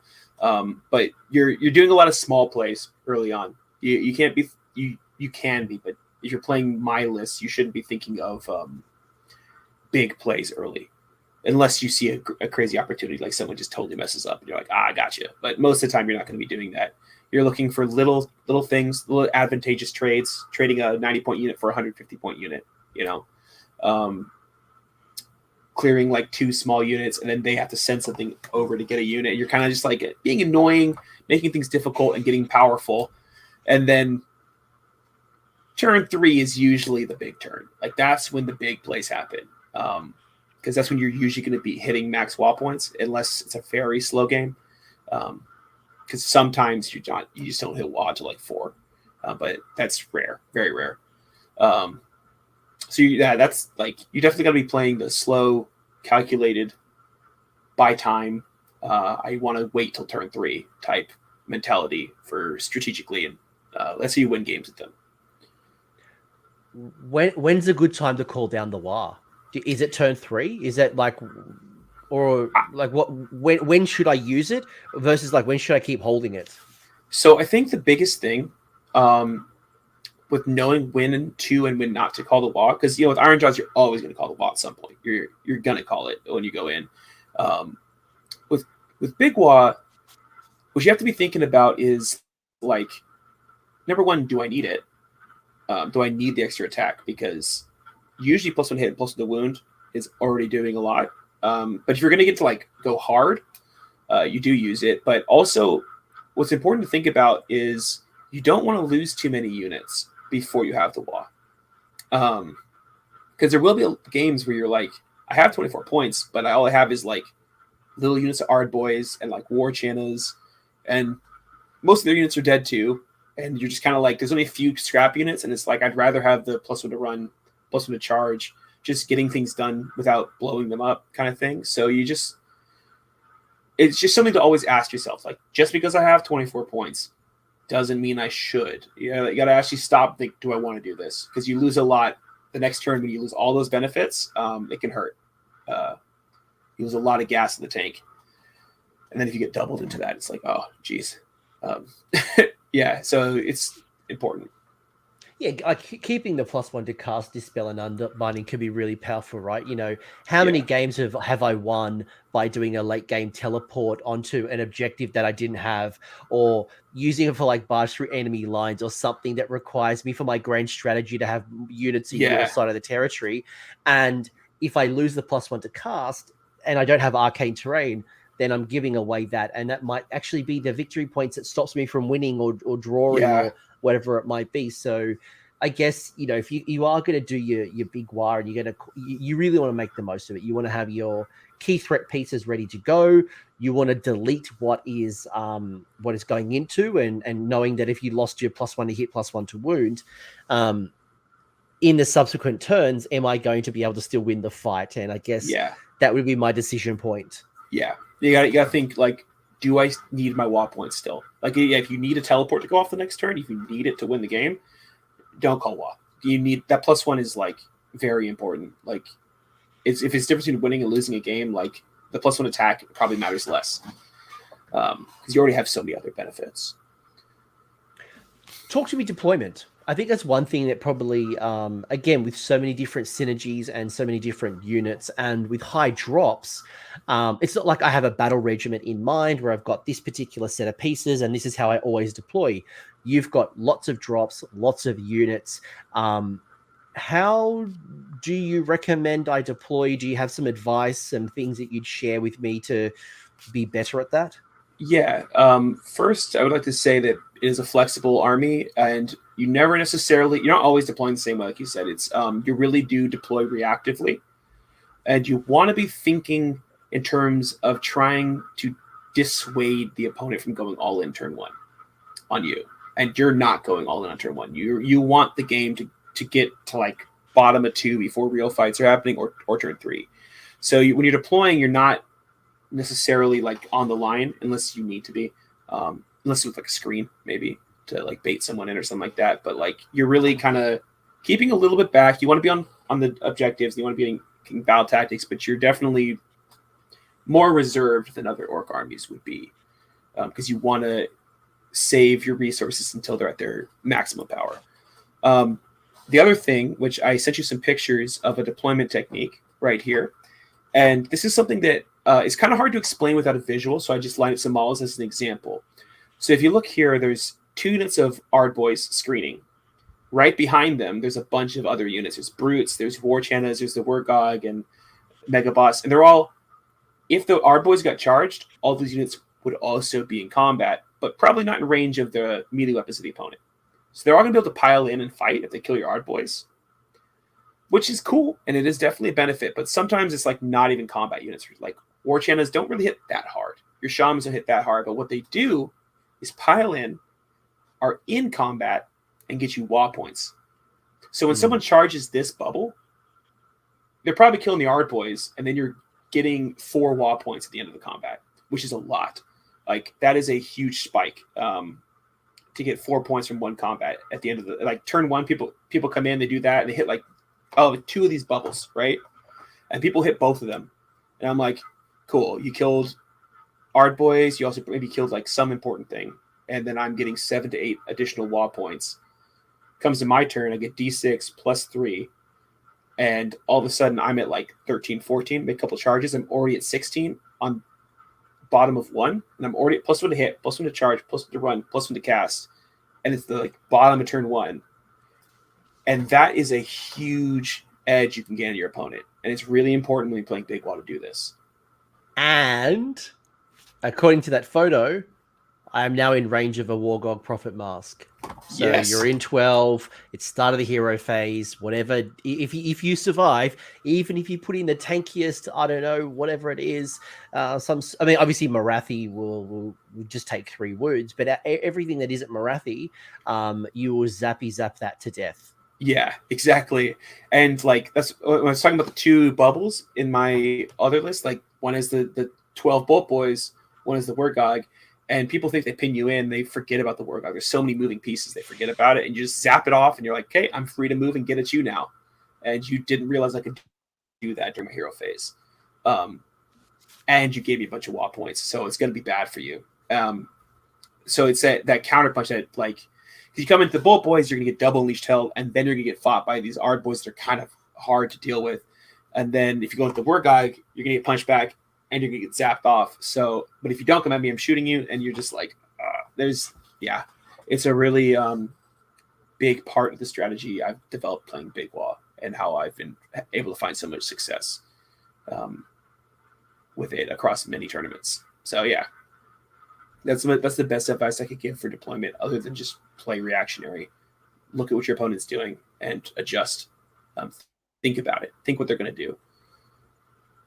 Is there any opponents or any armies that you struggle with, or any, I guess, even like archetypes? Like, are you feeling nervous about the wizard meta we might move into? Is it you mentioned the slow burn, for example? If I could turn 1 charge you with, let's say, Mega Gargants or with Stonehorns or actual Ironjaws, does that concern you? Like, I think it does depend on your individual list a bit. But I will say fairly consistently, Thunder Lizards are brutal. The reduction of damage turns off all your Warchanna buffs, it cuts your damage in half across your army. It's pretty hard to punish the Slann or Croak. Like especially their casting benefits are so big that your +1 is like irrelevant. A lot of time you're in like a bubble, and they like the terrain pieces doing mortals. It's rough. That's not a fun matchup for Big Waaagh unless you're running the 30 got Ripa's build, kind of a meme, but it does beat Seraphon. And then like sometimes Ironjawz can be tough. If you mess up your deployment even a little, they will get you.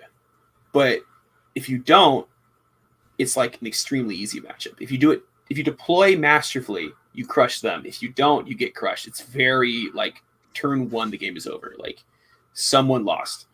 So that's like a very, because one of the things that problems with Ironjawz is they don't give you the time to stack up your WAAAGG points. So you're kind of just like a worse version of Ironjawz against them a lot of time, and it's like rough unless you do it just right, and then you get to wurgog and shoot their guys off, and then all of a sudden they're off the table. So that's a tricky one, I would say. And then there's one other really tough one. Daughters is tough because Morathi is a problem. I've had success fighting her, but Morathi is not easy to deal with in Oryx across the board. She's her abilities are just really good against you. The rest of the army is like fine. You're just fighting, and you have the damage output to pick up snakes, and like you can trade units with them, and so like it's fine. But Morathi's really, really hard for the army. I would say it's a problem. How would you deal with Morathi? Because I'm sure there are people listening to this who may, because Morathi is still very popular. You know, Daughters of Cain is still running a lot of Morathi, despite it being like 1/3 of the army. What would you do, or what advice would you give me if I was facing Morathi as a Big Waaagh player? I would say, throw some shots into her every turn. You got to be thinking that you have to engage with her 4 times. And you're going to have to. Like, don't trick yourself and say, oh, I can avoid her. You can't. She's fast. She's going to get in things. So you have to screen really well. Use your 5-man Ard boys. Get in the way. Because 5 Ard boys don't do that much damage, but they do 3 damage. Like you can, if they are in multiple combats, they want to do her first, they don't care. You're still gonna get the 3 damage in. You charge her with them sometimes. Like you're trading 85 points for a third of Morathi. A third of Morathi is like 145 points of value or something like that. But whatever. So you just kind of like a peck at her. It is hard though. The other thing you can do, and this is what I usually do, or I used to do. I haven't fought with this current list. I have not fought Daughters yet. But with my old list, what I used to do is I would just say, okay, well, Morathi's going to do stuff, but I'm going to kill the rest of your army by turn 2. Just everything all in right off the bat, 100% all in, which you never do with Big Waaagh except for in that matchup where it's just like bow snakes. You're like, I can't sit across the table from you. You're going to just, like, your shooting is better than me. You can move and shoot. So I'll do stuff like super sneaky bolt boys in range and then teleport in with my biggest combat unit and just charge in, fast on my Vulture Boss, for example, double move Gorgrunt, everything's just going in. And you try and pick up the rest of the table because she has a lot of points. And they also have support characters and these little screeny units. So they really don't have that many units in their army at that point. And you just wipe everything else off, slowly get killed, but win the game. Because that's how I've approached it in the past. And it's worked for me, but it's always been like nail biter games, for sure. So but that's the advice I would give in that matchup. Yeah, I think things, and again, this kind of goes back to having things like Bolt Boys in your list, so you can reach out, put those 3 wounds on her. If you can do that twice in 2 turns, and then you make some sacrificial trades with things like Ard Boys or something else, you should be able to get enough damage that by the end of turn 2, earliest turn 3, she's kind of disappeared. Yeah, it's you can do that unless you're fighting the 15 bow snakes where they're just gonna shoot off the bolt boys, which is rough. But it's a very good army for a reason. So it's gonna be tough. You're gonna have to outplay your plan, like you're saying. Yeah, that's like a good. That's a good. The best way you can deal with it. I noticed your lists don't have a lot of endless spells, and endless spells are very powerful and popular at the moment. No Purple Sun, no Gnashing Jaws, no Cogs. Instead of asking you why you don't have them, I guess if I was going to take some endless spells, are there ones that maybe work better for Big Waaagh, or at least the way you play? Yeah. There's a couple that I considered. I'm going to briefly cover why I don't. It's just because points can get pretty tight sometimes, and sometimes it's hard to fit them. But they are good. One of the really neat ones I've been toying around with is Lauchon the Soul Seeker with a Mega Boss of Arcane Tome, and you just fly him up, flaming weapon, boom, just charge him in and be like, let's get in there and just start beating people up. That's like pretty funny. It's 30 points, so it's like, why not? It gives you that tool to just do something silly, and you can like clear something out, and then they have to charge him, and he fights again when he dies, and it's like it's kind of a lot of damage. So that's a fun one. I would not run Purple Sun. It's hard to cast. You're mostly a melee army, so you're often going to be in range of it. It's just like hard to work with. Most of the damage ones, I mean, they're fine. I just would rather be shooting people, I guess. And you don't really want to run two. You don't have a lot of multicast wizards, which is kind of the thing. So it has to like do something strategically. Bridge is really, really fun. I have played with Bridge and Big Waaagh, and stuff like teleporting brutes, or even teleporting the bolt boys. You put them like behind the bridge, kind of block off space. And you're shooting people, and then when you need them, you teleport them somewhere else. You're shooting people again, and just being really annoying with that. That's definitely good. And I will say the +1 to cast makes it much more reliable to do these things. But you want to be looking at the endless spells that have movement type stuff, body blocking. You're looking for it more as tools, less as damage, because you have the damage. You don't need more damage. You need tools to buy time and position better with your like 4 movement infantry guys. So that's the ones I'd be looking at and thinking about. Chains is interesting. Most people wouldn't play it. I would, but I'm a weird player. But what it does is stops the game for a little bit. Are you talking shackles? Is that what you're shackles? About? Yeah. Even though you're mostly melee army, you don't want to fight really turn 1 and 2, not too much. And you can protect your bolt boys with it. It's not that many points, and you can buy you a lot of time if you're finding you're struggling to. If you have a lot of Alpha Strike armies in your meta, they're like going all in on you. Like, throw some chains out. Makes it really hard. Like, and they can't get into you fast enough, and then you can overpower them. So that's one that I think you can look at, especially if you're playing Gobsprak. You're playing a Gobsprak list, which I think has much more value now than it did before. You are casting spells, dispelling things, throwing out chains with bolt boy shooting, and then you have these like mobile units doing crazy stuff that you can. It's pretty fun. That's definitely something to look into if you want to play real techie, real morky, cunning but brutal. It's definitely the cunning side. Yeah, I don't know if Mork really likes the chronomatic cogs, but yeah, definitely would love gnashing jaws. Yeah, bite people. Yeah, that spell gives bad touch. Oh yeah, look, again, my mate Austin. If you're listening to this, I'm just giving all the secrets. Yeah, he runs gnashing jaws as well. It's like that. And what I do love about gnashing jaws, I'll give him some credit there. Is on the setup you get to re-roll the dice, so it's the movement 3d6, and you get to re-roll it when it's set up. So it's got a pretty big footprint. It can do some damage, but also just being able to throw it very early on, where most endless spells don't have the movement to get into you in turn 1. This one certainly does. So it can kind of delay the attack while I'm trying to either take damage or I'm trying to avoid it. I'm trying to use a cast to get rid of it. You can do stuff like punish their back lines when a lot of times it's a little tough with Big Waaagh to get at their little things in the back. You can kind of get them and stuff like that. Yeah, I can see the value of that for sure. There's so many ways to build Big Waaagh. Like there's so many different minds working on it. So like try it out. If you have an idea, try it. Because like I thought, I'll make a meme and make 30 gut rippas in a list, and it actually was really good. I came like this close to beating Tom Guan on Seraphon with it. Like, and I was just like, I was just bringing it. Like I had no shooting in the army. I had 15 brutes and 30 gut rippas, and it was like, this is actually like +1 attack, +1 hit, +1 to wound, 90 attacks.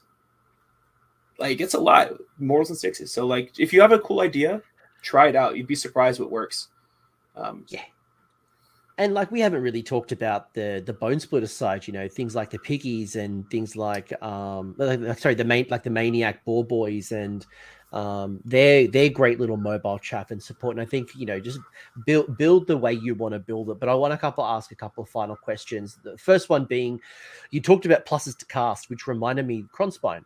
So do you think Kronspine, the Incarnate of Go, works well with Big Waaagh? I personally don't think so. Part of the reason I don't like him, he has a lot of points, and you already have a couple like taxi units you have to bring, and points can be pretty tight in this army, so it is a little tough. Secondly, you have access to other tools that do similar things to the Kronspine. Like if you're looking for like durable combat units that tie people down, like 15 Ardboys is pretty damn good at that. There's a lot of ways you could accomplish what you need him for without playing the Kronspine. I mean, he's a really good model. Like if you want to play him, good, but he also doesn't benefit from any of the buffs. All your things buff Auric units. You also don't want to bring any goblins because they don't get any benefits. Like you don't want to bring the Hobgrots, for example, because they don't benefit from anything in Big Waaagh. So it has to be Auric units. So it's kind of like what he's doing is not something Big Waaagh needs, and your army tends to be in these little bubbles, and if they do snipe the caster, you're in a bad spot because you're screening a lot with Big Waaagh. He's stuck behind your lines sometimes, and like he's going to charge your units and kill your units. Whereas a lot of armies, they just could missile him in. Like it's harder to do that with Big Waaagh, and you have such a big footprint as an army. It's difficult. So I personally don't like him. If you are looking for something that does what he does, I would look into actually the Great Gnash Tooth Kilobosses. They're 10 wounds on a 3-up save for very little points, and they're fast, and they fight decently, and they do a similar thing, but they're also going to stack you WAAAGG points and get all the benefits. So that's something to look into if you want that role. I was just thinking that maybe, you talked about the points stacking up and building up over time. That's the type of model that would buy you time. Being able to get into something that's juicy, they can't retreat, so you got to fight through it. Your Bolt Boys, your Shamans are zapping and killing things as you're building up points. And then by the time the Kronspine dies, if it dies, you are loaded up. The rest of your army's ready to go. You've got your WAAAGG points, and you can go in with a second wave. I haven't played with it. I've played in Kruleboyz, but I haven't played with it. But like I don't actually have it. But like from my experience and how Big Waaagh games go, you need to have more units on the table because you need to be getting charges off with units to stack points. You need to be in combat with multiple units to stack points. He doesn't stack any points for you. Even being in combat, his charges, they don't count. And that's 400 points down, and you already have to play War Channa. You already have to play wurgog. And then you have your battle line, and so you're like working with very few points to do Big Waaagh things. But I'm not saying he's bad though. Like I just personally wouldn't play him. I'm just wondering for someone who's thinking like, oh, do I add a Kronspine? People are talking about Purple Sun and Kronspine all the time. It's like, do I gut this? And I think when I look at both of your lists, like, do I drop the Bolt Boys to get it? Am I dropping Gore Grunters? Am I dropping like where are my points? Where are you getting the points? Yeah, that's the hard thing. So I mean, that's where I found myself with it at least. But I'd love to see someone succeed with it. As would I. But then again, like it's underpointed, so it's kind of bad for the game, honestly. But goes up in points. But a couple of final questions I do want to ask you, because I think again this is the type of thing that we could talk a lot because there's just so many strings when it comes to the different combinations and things like that. But how do you find battle tactics with Big Waaagh? Do you have enough to be able to score your GHB ones? I can't remember if you've got. Do you get access to all the Orc ones? You get some of them. Whatever your general is, you get access to actions. So, like if your general's a Kruleboy, you get take that, you suckers, which is a really easy battle tactic. It's super easy. You do at least 10 wounds to the opponent this turn. Take less than 10 wounds. Both boys do it on their own, honestly. But even without that, you have some pretty hard hitting, punchy units. You can just clear off a screen. Boom, there we go. I would say that one of the things that Big Waaagh shines at is battle tactics. because you have that extra consistency of the bonuses to charges and running and all that stuff, you're much more reliable. And there's nothing worse than like, oh, got to kill this Galician veteran unit and left it with 1 wound. You're like, because he rolled like a little bit soft and it just didn't quite come through. And like that rarely happens with Big Waaagh. Like they're so consistent. A lot of 2s and 2s, a lot of bonuses. So you can pretty reliably do a lot of stuff. And you have so many different units that you have more ability to like build a list to play battle tactics. But I will say, when you build your Big Waaagh list, ask yourself, what are my first 2 battle tactics of most games? Like sit down and think about it, because the new GHB is a little weird with some of them. And there's that one mission where no one controls objectives on turn 1, and that one is like, what am I going to do? If you have a bunch of bolt boys, yeah, but yeah, it's a tricky one, and I thought about it a lot before when I was making this list for Old Town, because I knew it was going to be the round 1 map, because they released the pack early, and they show us what the missions are going to be, and I was like, I have to be able to do something turn 1. So yeah, that's something to think about. But they are good at it. They're very good at it. It's easy for them compared to some armies. What are your first 2 battle tactics you like to rotate? A lot of time it will, like, take that, you suckers is real easy. Because like I'll usually send like the boar boys to like clear screen off, and I'm also shooting some bolts at them. And like if I doing 10 damage is real easy, and I'm not throwing into anything hard. I'm not trying to start hard fights, so not taking 10 back is pretty easy. At Old Town Throwdown though, your book battle tactics did not count towards your tournament score. You could win games with them, but you didn't get points in the tournament for them because not everyone has them, and it seemed to be most fair if you could play them in the game, but you can't win the tournament because of them. So I really avoided them heavily. I never had to actually use it in that tournament. But most of the time you're going to do like the against all odds, the against no odds, or you're going to be like sending in something to kill a Galician veteran unit. It is pretty easy. Yeah. It's pretty easy to get 2 units in their zone. It's a little risky, but like teleporting a 5-man Ardbar unit and double moving Gorgruntas, and there we go. You got the 2 units in their zone. So like the flexibility of the list, really, you have to look at the map each time. Its power is flexibility, so you have to be able to think on the fly of which one you're going to do. But yeah. Yeah, I mean, against the odds is great. Barge through enemy lines is great. Gaining momentum is great. There's a couple of them that you'll find you'll rotate. Like, you're right. Like, I actually played that yesterday, and you can't score an objective, which means I couldn't do a whole bunch of things. So, do you burn something? And I guess who your general is, and can you do this one's mine? And I guess it's the type of combination. Actually, this one's mine is actually really important to bring up.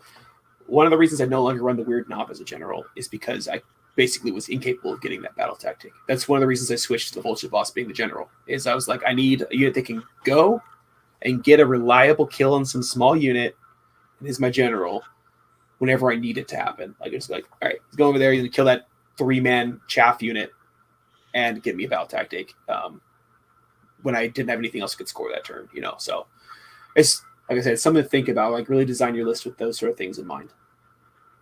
By the way, Zach, thank you so much for the donation. Much appreciated. And Zach actually was at Old Town Throwdown with you, who calls you out. Super cool guy. Congrats on the win. And hopefully I see you as well at LVO, which...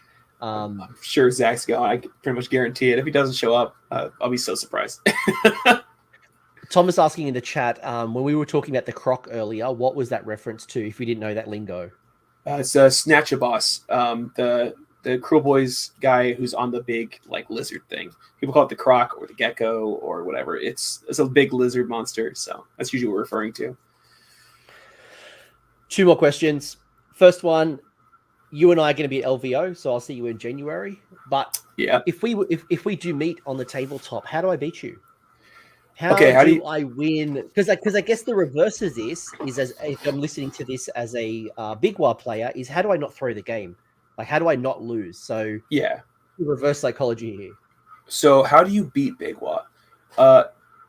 Number one, kill the War Chantas and the General. If you can do that, if you can shoot off those units, like you stop getting Waaagh points like basically, and you lose so much damage, and like you just become very like pillow fisted at that point.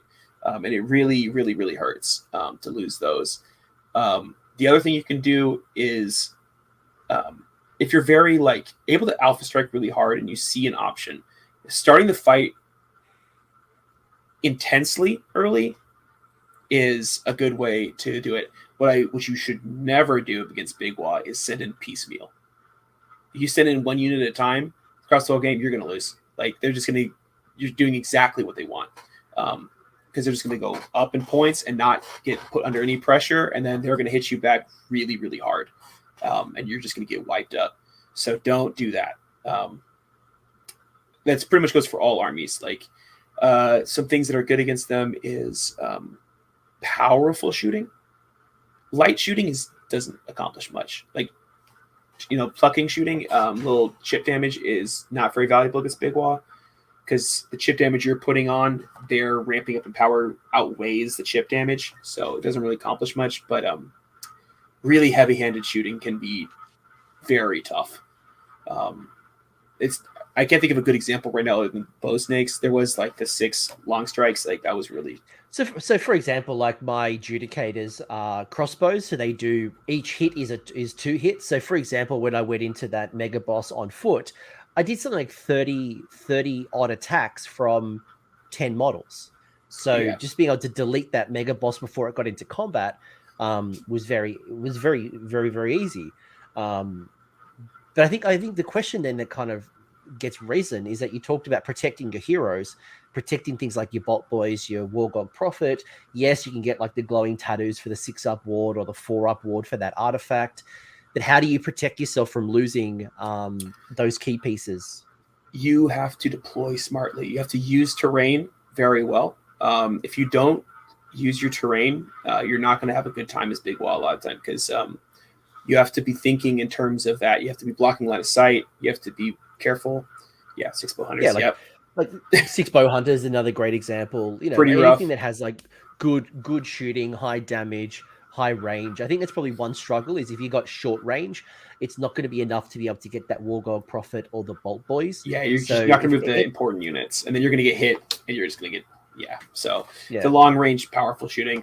So like really, you have to think a lot about terrain. Being defender is very good as Big Waaagh when you're rolling off. Like if you have the option, pick defender, set up the terrain in such a way where you have places to hide. Where you have places to control space because you need to control that space. You need to use buildings to like block people's ability to come in and do screens. That's how you kind of counterplay that. But it's going to take a lot of thinking. You're going to have to think ahead and be like, what is my opponent going to do? And how do I stop him from doing that? And it's going to be a game by game basis, but deployment is where that happens. And Ramon was on your show talking about deployment. He knows. Yeah, I was going to call that. And if anyone wants to talk, anyone wants to hear a great show talking about deployment and how to think about deployment, Ramon did an awesome show with me not long ago. It'll be on the channel where we broke that down quite heavily in how we think about battle plans and opponents and drops and all the things that kind of come into play. And I think that's probably one thing that I think about, especially with like when I look at your 2 lists. It's full of idiots. There's nothing too expensive. It's just chaff. And when you got Ard Boys and Brutes and just waves of idiots, you can screen me so there's 2 layers and 3 layers. So you've got, I might hit your Ard Boys in combat, but then in your turn, you're going to hit me with Brutes. Or you hit me with Piggies. Or like you're never screening with the good stuff. And it's that counter punch. Then I'm in range for the good stuff. Yeah, it's little things that'll get you huge points there, but and Ramon saying also sticking through to winning the game. I had a game with you and against you. we played Old Town Throwdown. I will also preface this. So my nickname on our team shirt is Scoops because I used to scoop the game all the time when I thought I was losing. Because I came from playing super competitive Magic, and in Magic, when you fall behind, you lose. And I wasn't in a Warhammer mentality, and I didn't realize you could just come back like that. And then so it became a nickname, and now I haven't scooped since I got that. Well, that's not true. One time I did, but I was this table. But like it's kind of a meme of me just conceding games turn 1. Like And that's kind of like, it's a really good lesson as well, right? Because there's times that things don't go your way, and you think, right, the game's over. Turn 1, turn 2, I lost a key piece, or something that I needed to go right didn't go right, and then there's a momentum shift. You get a double at the right time. You know, you deny Guys go someone that high. battle tactic, for whatever it is, and a game that you're winning can lose, and a game you're losing can be won, and it's probably one of the things I most enjoy of Age of Sigmar is the momentum will swing throughout the game, as opposed to someone just gets a massive lead and you can basically call it in turn 2. Obviously, there's examples where that happens. But also, Big Waaagh is particularly good at coming back, because you do get so strong that things that otherwise wouldn't be threatening late game become very threatening, and you can like take back games. And I've learned through playing it a lot that like don't give up. Like you have like 10 hard boys on the table, and they have like 4 units, and you just end up tabling them. You're like, oh, okay, that happened. So yeah, never surrender. Fight it out and just have a good time with it.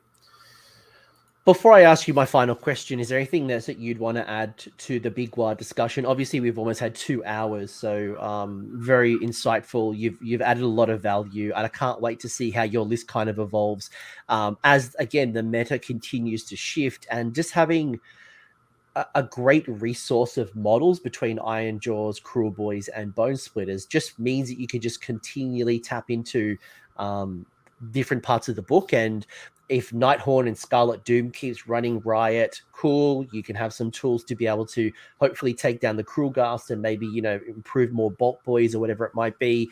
But then if we go into a more melee heavy or magic heavy, then you got the tools to flex. Yeah, you got the tools to flex. Some stuff to think about is you have a really wide range of artifacts that do weird things. The Kruleboyz artifacts in particular can really help you adjust for metas. So when things change, look at that stuff. A lot of units that are not good in their own armies become a lot better in Big Waaagh. Nash Tubes are pretty scary. Kruleboyz, pretty scary. Some of the Savage Orc units are actually, like, Maniacs can really do a lot more than you would think in Big Waaagh. So, like, really take a moment to, like, think, like, what do I need to beat these top armies? Like what beats them? Removing ward saves beats a lot. Does really good in the meta right now. There's a lot of ward saves.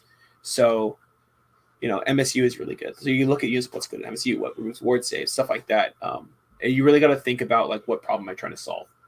There's no one list, and even more so than other factions. There's never just one list, but Big Waaagh, there's especially not one list. It's understanding what you're trying to do and building from the ground up, trying to do that. So think of it like that, and when you're making Big Waaagh lists. You reminded me about Tom Waaagh. This is not my last comment, just by the way. I will ask it in a second. But you mentioned Tom, and I mentioned Tom because I've been watching some of his games when he's been on stream, and he seems to love the Bonesplitterz with the big stabbers. The stabbers, yeah. But you have no big stabbers. Is this a reverse psychology where things that are good in Bonesplitterz are not good in your side? Like, or you just don't have the models for big stabbers? Yes, very specifically. If so this big stabbers list, it's not a damage list. It is, I move before the game begins. These are big ass bases. They die and they do mortal wounds. You're just controlling space a lot, and you don't have access to that pregame move. So a lot of stabbers isn't good, but 1 or 2 units of stabbers can fight pretty disproportionately hard in Big Waaagh. And they're a cool little tool to, like, engage with medium-sized monsters, like, which are kind of showing up. I'm not seeing as many, like, huge monsters, but you're still seeing, like, a lot of the medium things, and they're really good there.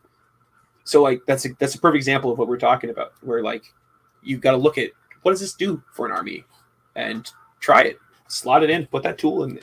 And it could be kind of inefficient, but if it's the tool you need, it does what you need to do, then you can win games at that. Final question. You're talking about tools. What is the new tool? If you could add one war scroll into this army, there's one thing that is missing or that you think it needs, what would it be? What's the... honestly, what it needs is, like, a not super overpriced 10-man battle line unit, like something that covers more space, because these 5-man Ardboy units are really cheap, but they do not cover a lot of space. Gut Rippers are crazy overpriced, like at least 20 points overpriced, and they die like nothing. And especially now, especially with bounty hunters, they just explode. And you can't really all your battle line options are either super damage oriented or inefficient or small space. They don't take up a lot of space. So there's not really a good option for like a good chaff battle line unit. And I would love if there was like if Hobgrots could be used as battle line, that'd be so nice, but they can't. So you're like you don't really have your screens are awkward, and you have to be very careful with them. And I wish there was something that could fill that slot. Do you not get that rule? I know they made the recent change that for every unit of Gut Rippers, you can have a unit as battle line goblins, but that's only in Kruleboyz. I don't know if it's only in Kruleboyz, but then you have to run Gut Rippers, and they're 180 points, and they die to a stiff breeze, and you're like, yeah. So it doesn't solve the problem, because then you're spending 240, you're trying to 260 points to get Hobgrots, and you're like, that doesn't work very well. So that's what I wish I had, honestly. Other than that, I think because you are such a wide range of models, you have most other things you could want that are realistic to expect. Like no one's going to expect you to have more to change or something like that. You know, that would be ridiculous. I'll be the fan favorite, and I'll say the thing that you lost: the priest keyword. I remember. I know. I've triggered some people. I'm triggered some people, but you used to have. Was it the Wurgog Prophet? That one of your heroes used to have the priest keyword, and then when the battle tome came out, it lost the keyword, and we all cried because it was the war dancer. You with curse. It's just complimentary. It's just. Oh man, that'd be so gross. Like, yeah, I would definitely play priests if I had access to priests, and also just giving people 6-up ward saves and stuff like that. Like. It'd be a great tool. I wish Destruction had priests. I don't know why they don't. They seem like the most like wire shaman type things, not priests. But well, we got King Brod, the Mega Gargant coming. Hopefully, that's got a priest keyword. Fingers crossed on that. I hope so. That'd be cool. Fingers crossed. Aaron, this has been awesome. We could keep talking for a long time. And thank you for everyone who listened to this live. I know we had a bit of a technical issue. I'll apologize from Australian crappy internet. But if you want to learn more, Aaron, I know you're on my Discord, but more importantly, you've got a very active Twitter as well. So Twitter handle is below. Any shout outs? I assume something about East Coast. Is that what you're going to shout out? East Coast? West Coast, best coast. First of all, y'all can, deal with it. Secondly, I do want to shout out specifically the Old Town Throwdown series. First of all, we got sick ass belts. Secondly, it's great fun. We have all sorts of hilarious prizes that make it fun for everybody. Like we have the golden spoon, where last place gets this huge spray painted golden spoon, and everyone cheers. It's hilarious. Most mediocre award, like just goofy awards that make it fun for even if you're losing, you have a great time. But also very, very good players go there. And we're having Old Town teams in early December. So there's a whole heap of looking for group on our Discord. We're very friendly. We're always trying to help people out and get in the game. So I would like to shout that out. I already shout out Tubbs. And Gareth Thomas, or I know him as Tom, but I want to be clear which one it is. I want to shout him out, just running amazing tournaments and doing so much for the community. He is great. And yeah, he deserves that shout out. So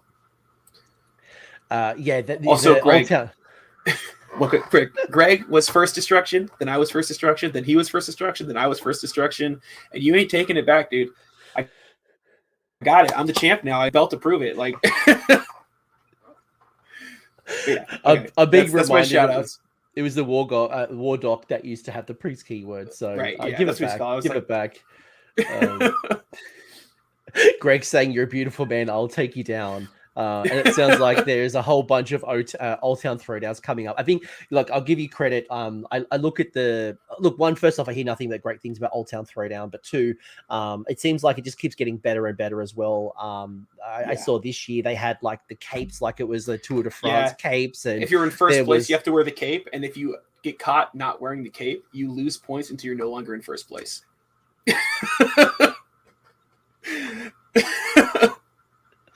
I love that, you know, wrestling is creeping into events. I love Yeah. that the bar just keeps lifting. Like, you look at tournaments and some people really set the standard, and you look over the fence, you're like, yeah, I'm going to borrow some of those ideas. Old Town Throwdown is definitely one of those. I'm pretty sure the first experience I had from Old Town Throwdown might have been Matt Newen sending me pictures of him in a spa, having some drinks with the crew, and then just seeing some amazing photos and cocktails, and it's just grown over time. So and people cosplay, like, you know, the news, he wears his cow onesie, and then we have a guy who wears a snake onesie and he plays Marathi bow snakes, and like it's hilarious. But the thing is, like, these are all really good players, so we're being goofy, but we're also playing at a very high level, and it's just a great environment. So yeah. Well, I look forward to meeting a lot of you on the East Coast, or the West Coast. Whoa. I was trolling you. I was trolling you, but then I actually almost ingrained it in my head. Like, you're treading dangerous waters there. Nova's on the East Coast right now. West Coast is best coast. But look, I'm going to wrap this up. Aaron, you're an absolute legend. Thank you so much for sharing some wonderful insights about the not only Old Town Throwdown, but more importantly, Big Waaagh. I think it's definitely that. It reminds me a lot of cities. We touched on this a little bit. And when cities very first dropped, there was not a lot of top performing cities lists. And over time, as people practiced and learned and found the synergies, and then it kind of really, you know, it supercharged. Like, I don't think it took months. It took almost half a year for cities to actually gain some momentum. Bonesplitterz, Ironjawz, Kruleboyz are the easy ones. I think now we're seeing more and more and more Big Waaagh. And if you are getting bored of your Kruleboyz, your Ironjawz, or your Bonesplitterz, you want to expand your faction a little bit, if you want to start bringing in some different tools to handle the meta, Big Waaagh is a great place to be looking into. And I think you've shared a lot of great insights. So thank you. Thank you for interviewing me. I love what you do for the community. So. All right. Yeah, thank you. That's all right. Your technology was failing right at the end. All right, I'll wrap this up. Thank you very much. Thanks for joining the live stream. You know what to do, people. Comment, like, hashtag best Big Waaagh video this week. Thank you all, and I'll chat to you all soon. If you see me LVO, say what's all then. I'll do that one. All right, see you, folks. Thanks for hanging around until the end. I hope you enjoyed that video and you walked away with a few new ideas. If you did, I would love it if you press like on the video, as well as left me a comment to let me know what your thoughts are. The conversation will continue over on Discord, and the link is down below in the video description. I want to give a massive shout out as well to the AOS Coast Patreons and YouTube members who are going in, and the funds are supporting the channel and the growth that you're seeing here. So cheers, you're all bloody legends. And until next time, don't roll a 1 on a redeploy.